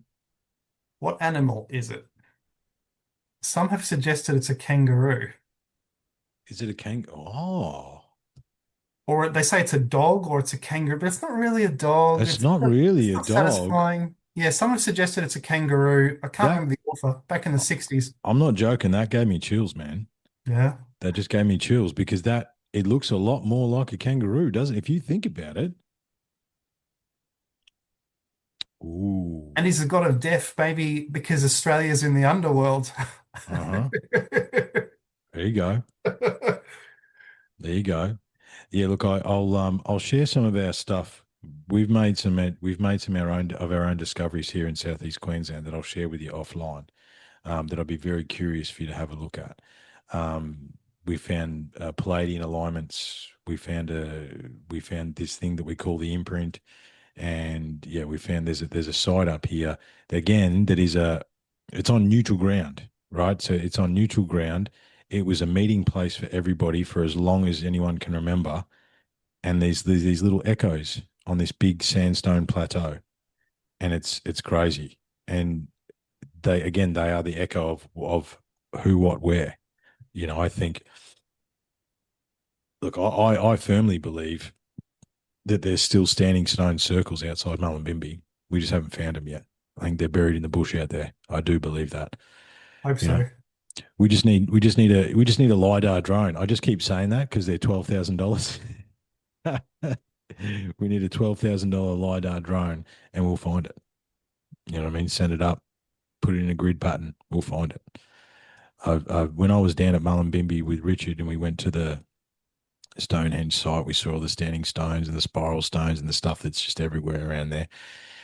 It's I think they're there. I think there's still some there, and there's definitely echoes and stories from old locals about them pushing over stone circles over and over and over again. And what's fascinating too is that the indigenous legend with Mullumbimby is they traded crystal, right? Because the indigenous didn't really care about gold. They didn't really care about they like crystal though, and they traded crystal. The story goes is that Mullumbimby was a crystal trading ground.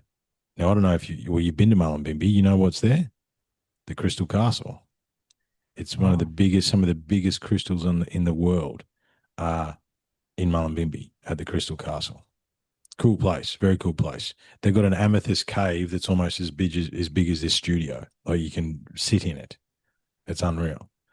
Um, Again, is that an echo? Right? Do they trade the biggest crystals out of Mullumbimby because they've always traded the biggest crystals from Mullumbimby? You know what I mean? Like, I might be stretching with that one, but you know what I mean? Like, there's these. That's maybe not a solid data point, but it's still a data point. You know, like there's still an echo there for sure. Um, See what we've done? We're already over an hour and a half in. I told you we weren't. It was going to be easy. quick. we have, we haven't even started. We haven't even started. You made a point in your bio about the fertility. You believe that the ancient megalith stuff was part of a fertility religion or spirituality practice, and that has been left behind. Now, one of the part of the triptych is the feminine, the masculine, and then we are God in the middle. One of the big problems that we have that I see in modern society is we've lost our reverence for the sacred feminine, and therefore that there's a big reason for that, and that's one of the big reasons that we are out of balance as a species of human. And I was curious as to what led to that. Where speak to me about that. I read Maria Gimbutas. She was a Baltic ethnographer and anthropologist, and she started analyzing, especially the Balkans, remnants of figurines and so forth from the Balkans from 5000 BC, Vinca culture, and she started coming up with different gods they had. One of them is a staff god. It's got four faces, and I thought, well, that's a similar to a pyramid facing in four different directions. Mm-hmm. And she really went on a lot about the triple goddess. Yep. And the triple goddess or the hunting goddess or whatever she's called. And the triple, Artemis in the Greek culture. Yeah. yeah, and she showed a map of old Europe, what she considered to be old Europe, where they worshipped this triple goddess, and she thought later this was all overthrown by the more masculine gods the Indo-Europeans coming in, replacing the old Europeans. But anyway, she showed a map, and guess what? Egypt is inside old Europe, the Delta area. She considers that to be the old European culture also Really, that's from her interesting. work. Yeah. In other words, I thought, well, let's apply the triple goddess to the pyramids. Three pyramids, there's your triple goddess. And of course, and she said another thing as well, which I related to the pyramid religion. She said this culture ended in old Europe in 2000 BC, and that is when they stopped building pyramids in Egypt. Is there a cataclysm that coincides with that 2000 BC that we don't understand or maybe we don't have knowledge of? Do you There think? is, because there's okay. I believe someone mentioned something happening in Austria. There was some meteor or something hitting, or a comet Mm, or something hitting around that time. There was the Sumerian civilization ended around 2000 BC in mm, Mesopotamia. There was a catastrophe. The Old Kingdom ended around 2000 BC, and it was replaced by a darker people. I think they're similar to they might be Indians who came in, and the Montuhotep and all that. The Middle Kingdom, a very different culture. mm, And but here's the thing: it was said Khufu or Surid or whoever he was that built the Great Pyramid, according to the Arabs, he knew that a cataclysm was coming. He had to mhm, build the pyramids first. So he's mhm. part of this legend developed in retrospect of this cataclysm having occurred, and Well, therefore, that is the story, isn't it? And yeah. you talk about echoes. That is one of the greatest echoes because every indigenous culture right through to our indigenous culture, the indigenous Australians, the oldest supposed, the oldest recorded culture on the planet. Their oldest legend is what? Big flood coming, got to get to the hills. You know what I mean? Like that is just echoes and echoes and echoes throughout Asia, throughout America, through every single culture. That is the story. The flood is coming. There's a big cataclysm coming. We must survive. That is the never ending story. It's so fascinating. So they reckon Austria. They reckon something hid in Austria and potentially. Yeah, I heard something like that. Mm. Not quite, but I tried to find more information. I couldn't. Maybe someone knows something. Yeah, maybe someone does know something, or maybe we're not allowed to know something, because there does seem to be these points, doesn't there? Like it's like okay, Sumerians end here, da da da da da. I mean, where do you sit with we you open the door on the Sumerians? Where do you sit with the Sumerians? I mean, you talk about giants, so those Sumerians glyphs like that looks like humans underneath and big dude holding a lion. You know what I mean? Like that's and I'm not saying that's literal. I mean, it could be, the modern narrative is that they worshipping a god, obviously. Where do you, and because this talk about, you love your astronomy, the Sumerians knew more about the stars. They knew Pluto was there before we did. Well, it's such a little studied people. I saw that the Sumerians, from what have read, the Sumerians are very similar to the Marsh Arabs, who are their remnants, who live on reed huts on little floating islands because they're possibly worried about a flood A coming flood back or coming. something. Yeah, yeah. And well, apparently they're a light-featured people. They could be from the north. They could be from somewhere in Europe. The thing is that the Sumerian culture itself was drastically changed. I'm not sure if you're aware the Mesopotamian region where it pours into the Persian Gulf, and there's not Mm. much information about this, was radically changed after and during the Sumerian period. A whole lot of silt came down from the mountains, and maybe tens or hundreds of kilometers of new land were created. So, some drastic flood. Yeah, So something's happened it's there, isn't it? There's a something's happened. The something, there's land, a cataclysm. Yeah. the land around the Persian Gulf has changed radically since ancient times. I believe new land was formed. So cities like Ur and all that, they used to be coastal, and Mm, now they're deeply inland. mm. And Eh, things like that aren't supposed to happen. No. So is that that's an evidence of a cataclysm, but not, like it's like something happened, but yeah, all this land was formed. I mean, it makes me wonder as well, like, if we keep getting reset, how often do we actually get to the point where we write things down and record things? Like, one of the rabbit holes I fell down with the what are humans thing is that the sequence of events that takes place in order for a fossil to form is just miracle upon miracle. Even to get to the point where we find it is just a miracle upon a miracle upon a miracle. We have no idea like what has actually truly come before us. It's exactly true. And it's funny, we're only looking for hominids in Africa because Darwin and others they only suggested that we might be from the great apes because they're still living there. But all the Mm, red hair and the blonde hair, this all comes from Asian monkeys. We're not mm. looking there at all. Don't get me started on Darwin. You want to talk about a theory built on a bed of sand? That is the theory built on a bed of sand. And the only reason Darwin's theory prevailed is he knew the aristocracy and it won out over many other theories. Like yeah. And there's so many of those things that well, not me and you, but that the greater people just assume to be true. I think, and it's, oh yeah, we know. No, we don't. No, we don't. It's like, especially in Australia, no one has walked all the land in northern New South Wales. No one has walked all the land in southeast Queensland. No one has seen what is actually buried in the bush in the Blue Mountains. And not everyone. You know what I mean? Like, there's no way that has actually happened. There's no, it just it's physically impossible that anyone has actually done that. So we don't even know what's deep in the outback or deep in the bush. We don't know because no one's done it, and every turn of the spade has the potential to change history, doesn't it? Well, mate, I feel that we're coming to the end of our first episode. Uh, this isn't going to be our last, Charles. You're coming back because we got 400 other things to talk about. You didn't get so.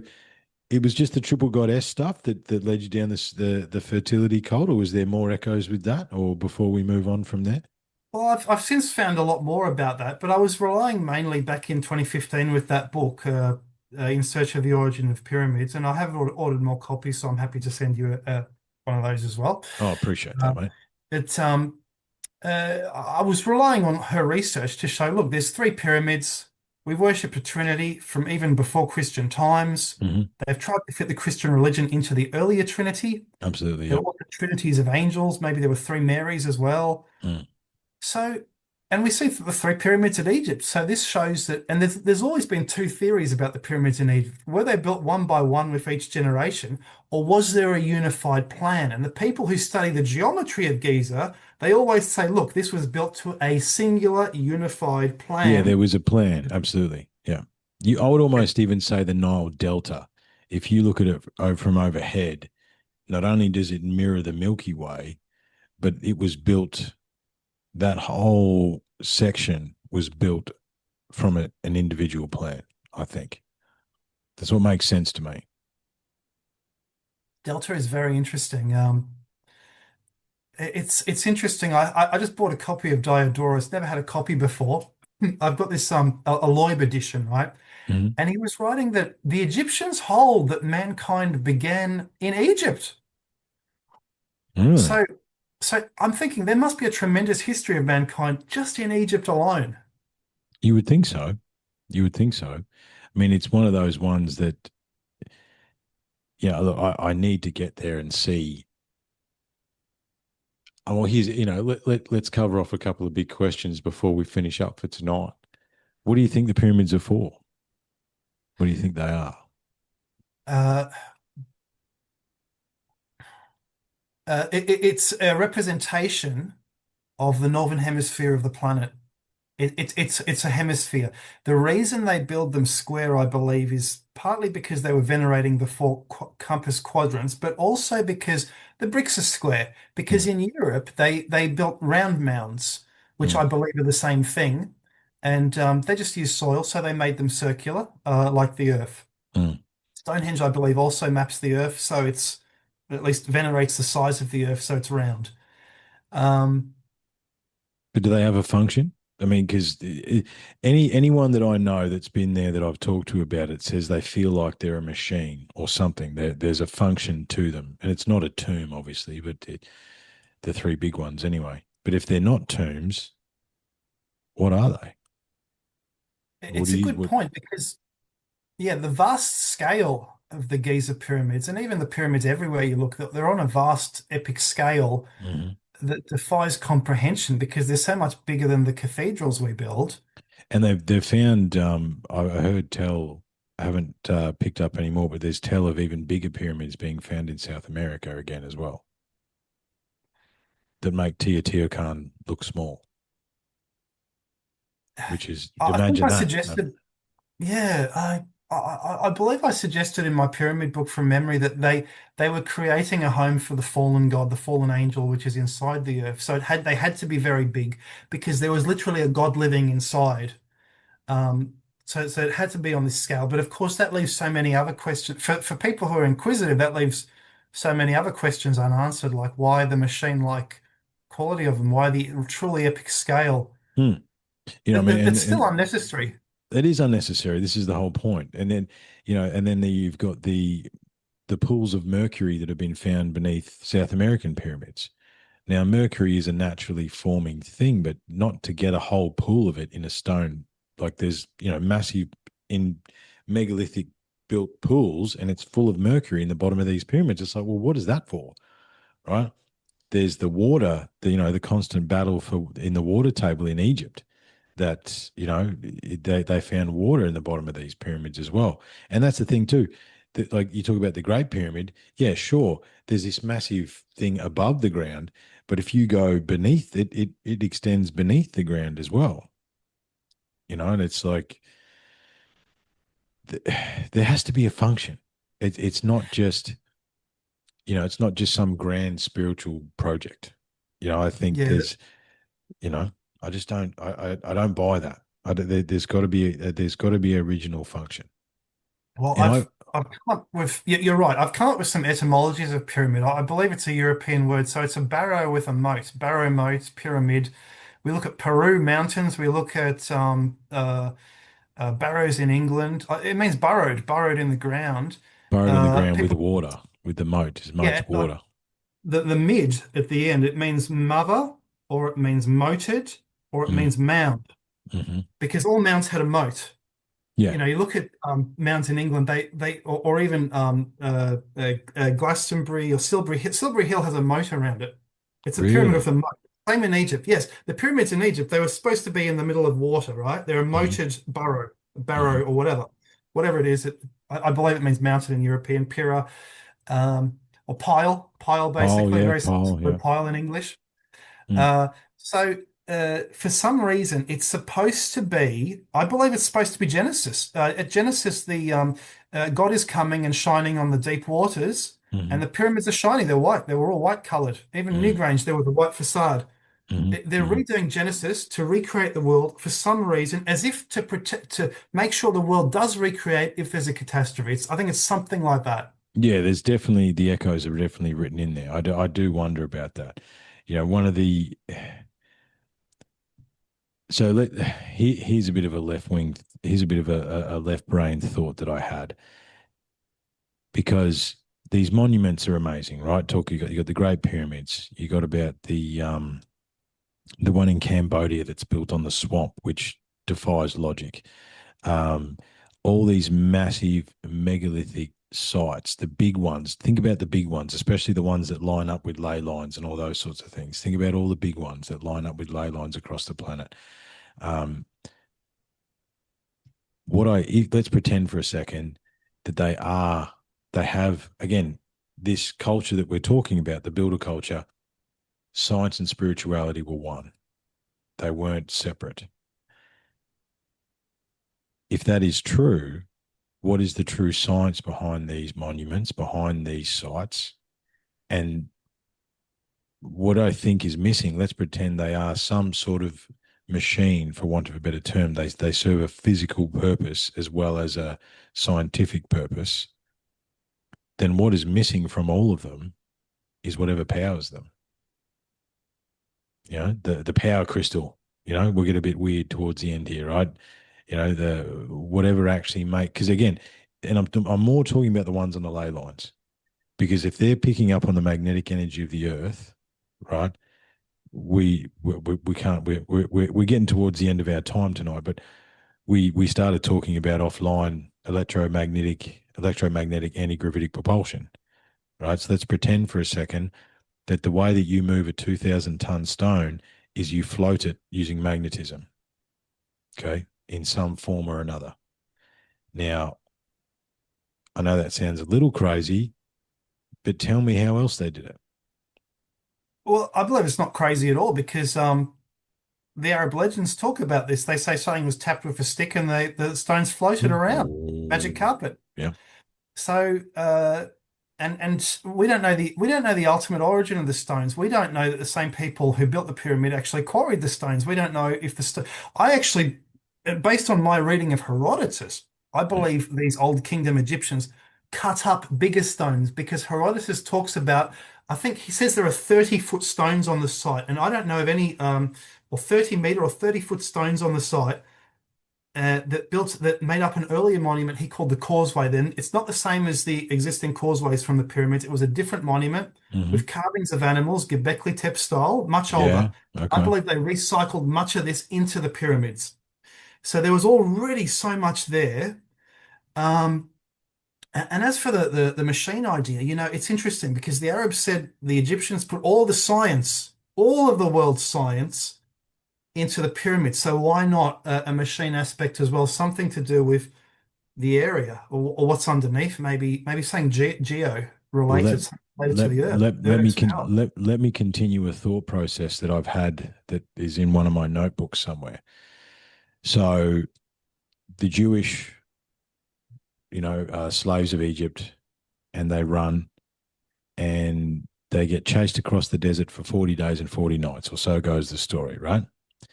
Now, would you seriously chase your slaves across the desert for 40 days and 40 nights if they were just slaves? No, they took something with them, didn't they? Do you remember what they took with them? The No. ark, Oh, the ark of the covenant. Now, I looked into this, talking about measurements and cubits and all that sort of stuff. The sarcophagus in the king's chamber would fit the ark of the covenant. What if, and again, we're finishing on a weirder note, what if the ark of the covenant powers the Great Pyramid? Because if you look into the Ark, we did that one as well. Go back in the back catalogue. Me and Loomis did the Ark as well. The Ark is fascinating. It's a weapon. It's in fact, I know it's a weird thing, but the Raiders of the Lost Ark, the Indiana Jones, is the best depiction of what happens at the end to the Nazis. Is one of the best depictions from the biblical texts and from all the ancient texts. Is what happened if you opened the Ark. Lights would come out, lightning would rain down from the sky. It was used as a weapon of war. There was said to be there wasn't just one ark. There's five that exist around the planet. What if the ark is an echo of a piece of ancient technology? probably. I think it could be echoes of ancient nuclear power. Like Mm. I've discussed it. It feels weird to me. Yeah, But absolutely. we have to think it only feels weird because we haven't experienced it, but we know these sciences are accurate and Mm. ancient humans were just as smart as us. And we know that humans can achieve a high population very quickly Hmm. in only several generations. And with a Mm. high population comes economics and science. Yeah, Why not before? And been wiped explosion. out. Yeah, And exactly. these are Why not memories before? of the Yeah. ancient, yeah, Yeah, absolutely. memory. I mean, we haven't, you mentioned the Indians a little bit earlier. We looked into, it was a couple of years ago now, the Vimana Shastra, some of the texts on Vimana, it's getting late, isn't it? The Vimana, you know what I'm trying to say. The texts on the Vimana, and there's one of the texts that survived about the Vimana. Mate, it reads like a flight manual. Yep. It reads like, because I was in, I used to do engineering on mining oil and gas. I'm a mechanically minded person. I've got a manual for my Pajero, and when we read it, it read like the book that you give a pilot to understand how to fly his machine. And it's like all this stuff is said to be um, myth and legend. What if it's not? Some of those gold look like little flying machines that have been found in South America and throughout Egypt, and all these little weird little trinkets, these little out of place artifacts they keep finding. It only took us 200 years, Charles, to go from horseback to rockets. Yep. You know, let's just pretend that let's leave it alone. Let's full stop it at 70,000 years, because that's when we got reduced to 5-10,000 people.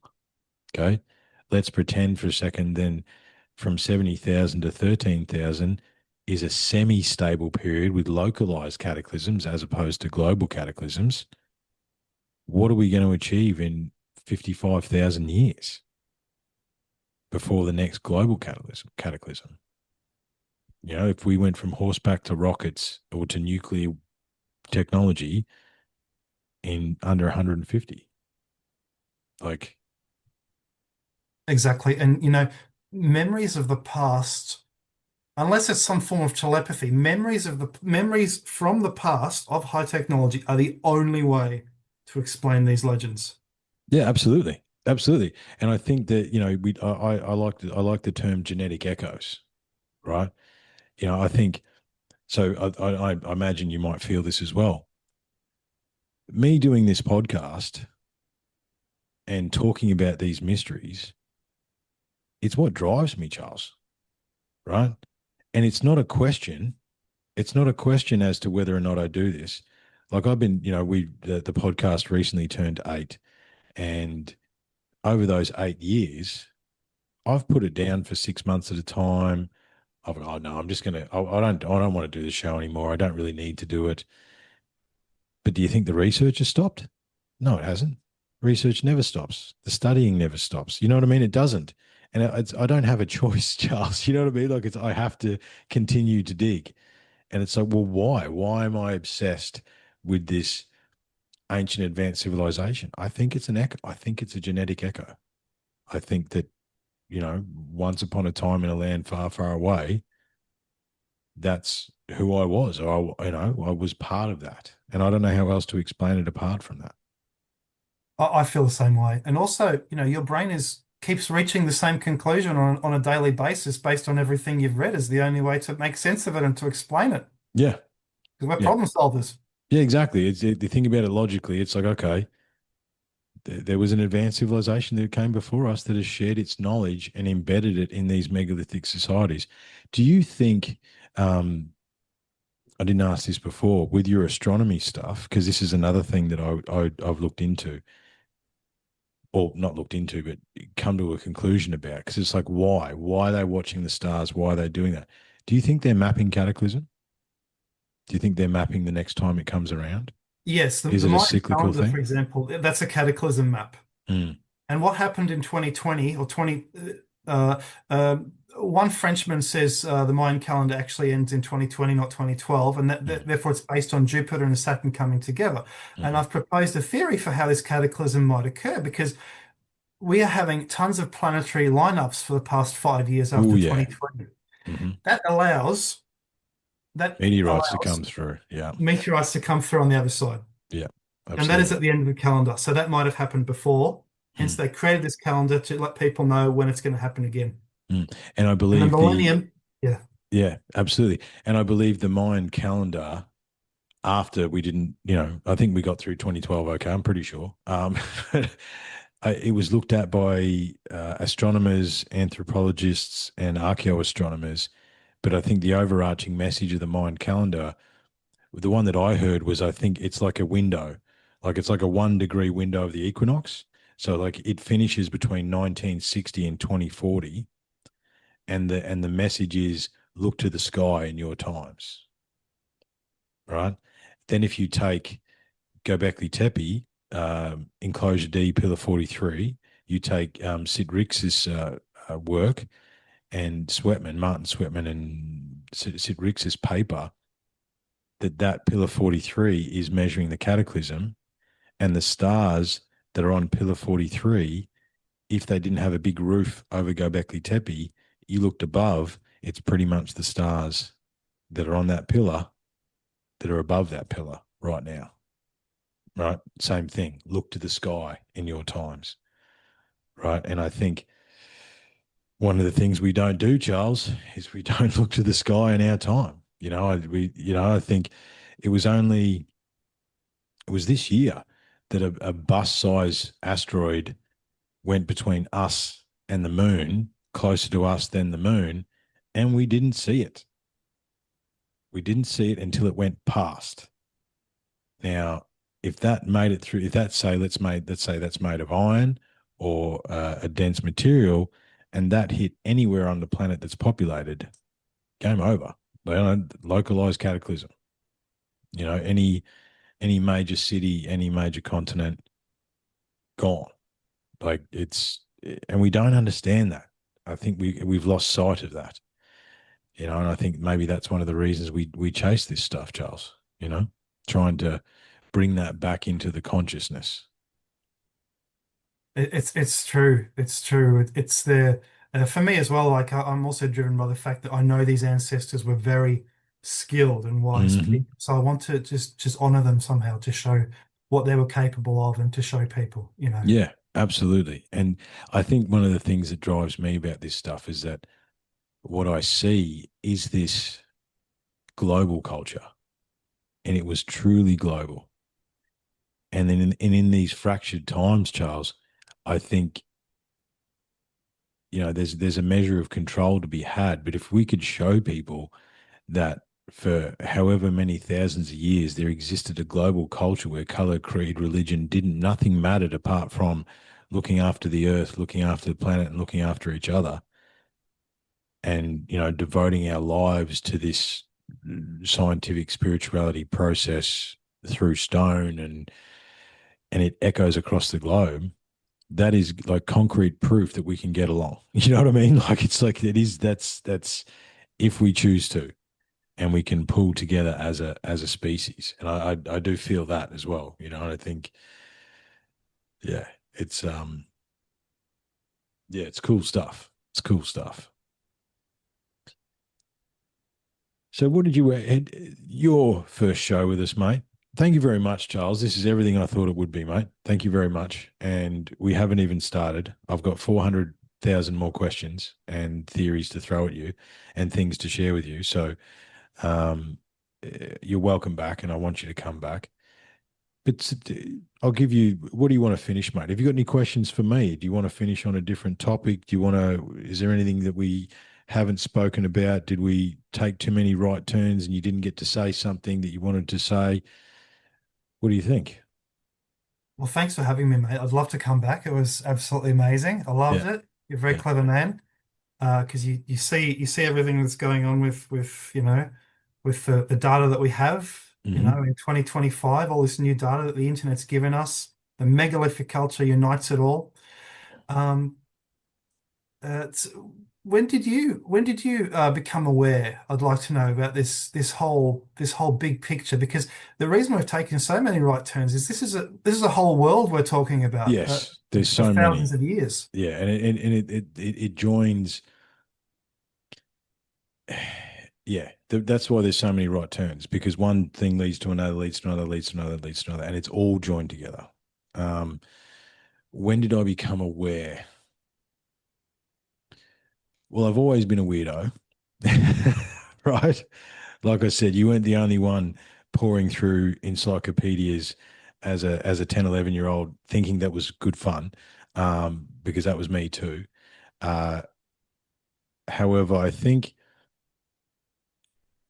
with age comes maturity. I think with maturity comes wisdom in some form or another. And like I said before, I'm doing like I have no need to do a minute reels on TikTok. I have no need to do all the things that would make me a social media starlet. I have no need or no interest even to do that. Right. So that's not what I'm doing this for. I'm doing this because I have to. And it's, I inadvertently through this show, and it's like all the stuff, like the Rosetta Stone, all the things that you see here. There's a whole nother shelf and all my books that I haven't brought into the new studio yet. I didn't buy all this stuff for the show, Charles. I bought that. It's just my stuff, like it's just how it is. But I think having the ability to do this show revealed the picture to me, I think. um, and talking to people like yourself, and exploring ideas and finding like-minded people, and not feeling like I was alone. I thought I was the only weirdo that did all this stuff. Turns out that's not true. Turns out there's lots of us, right? We just got to find each other and share. But I think the global side of this thing, it came to me about, it was a couple of years into doing the show, because I'd had the pyramid stuff. I've got like megalithic pyramid books that I've had since I was 11 that I still carry with me today. And when I started to see the echoes of polygonal masonry, of actually, here's some, I don't know if you've seen this before. Did you know that some of the Roman aqueducts are built on polygonal masonry? And the Romans say that that was there before. They didn't do that. They built their aqueducts on polygonal masonry blocks, and then they tried to replicate it. Why? Because polygonal masonry is earthquake resistant. Right? That's the Success of the Romans. Mhm. Thanks to their ancestors. Yeah, exactly. Um, yeah, I think it was probably about I don't know, 5 or 6 years ago that I started to see the picture develop. And then I went, oh, hang on a minute. And then it was the triptych. To be honest, the triptych research that's done, Richard Casaro is the guy who did the triptych research, and he fell off the planet during COVID. I don't know what happened to him. If you go to his website, he hasn't put anything on his website for 4 years, 5 years, and he's gone. I don't know what happened to him. I've got one of his books on PDF that I bought off him. I tried to order a couple more, but they never turned up. But postage and stuff was weird during COVID. So, um, but he disappeared. I haven't heard anything from him for years. However, his triptych research, the masculine, the feminine, the fact that we are God, and that hit me like a lightning bolt. Because then, as soon as I saw that echo through all the churches. I saw it echo through all the polygonal, through the megaliths. I saw it echo through South America, into Turkey, into everywhere.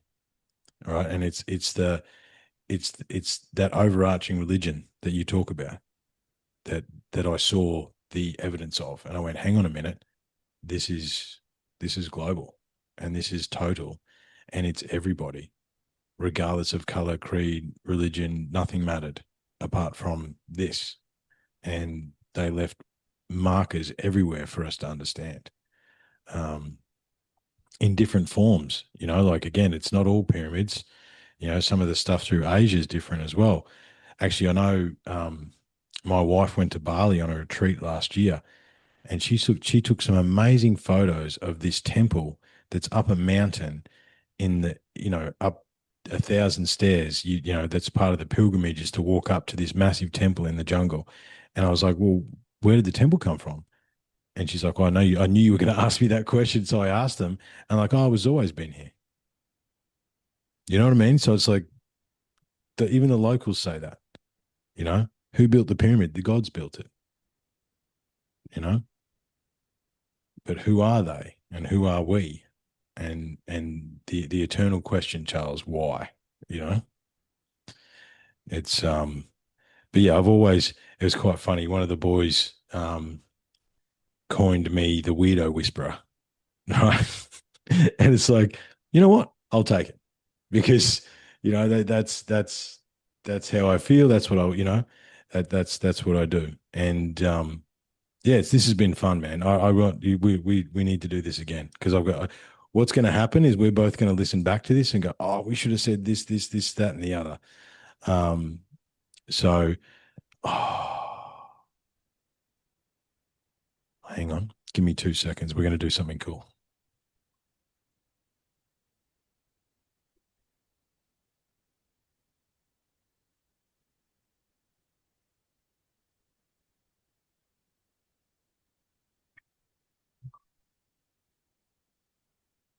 I have yet to bring all my books in here, but what we're going to do is to wrap this up. Do you have anything else, mate, before we wrap? Oh, not particularly, other than to say it's been a pleasure. Mm-hmm. Excellent. It has been, man. It's been fun. It's been fun. I love how we're bouncing off each other. I think it's really cool. We're gonna do some cool stuff. So what I do, I've got a few books, right? So this one is the Guide for the Advanced Soul. Is this that's this one, right? And what we do at the end of our shows is I'm going to close my eyes and I'm going to open up a page in this book, and it's going to encapsulate everything that we talked about tonight in a crazy way. Okay. I hope it does, now that I've said that. The books we normally use are by a martial artist called Dr. Bodhi Sanders. I've had him on the show as well. I should reach out to Dr. Bodhi. He's a top guy, and he has the like philosophy, warrior philosophy type stuff. But let's see. Let's see. So for those that are listening at home, I've got my eyes closed, don't I, Charles? You do?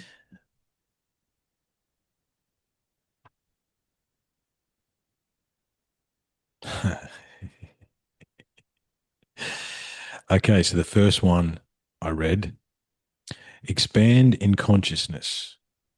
Be ready to accept anything now at any time. That's by Eileen Caddy. The other one. Trials are but lessons that you failed to learn, presented once again. So where you have made a faulty choice before, you can now make a better one, and thus escape all pain. That was what you chose before has brought to you. Is that not what we're trying to do? Is it? Yeah. Yes, slightly uncanny there. A nice Isn't it? There you reflection. go. There you go. Oh, mate, thank you very much. We need to sit down again soon, and it's been a pleasure. Until next time. Thanks very much. Thanks, mate.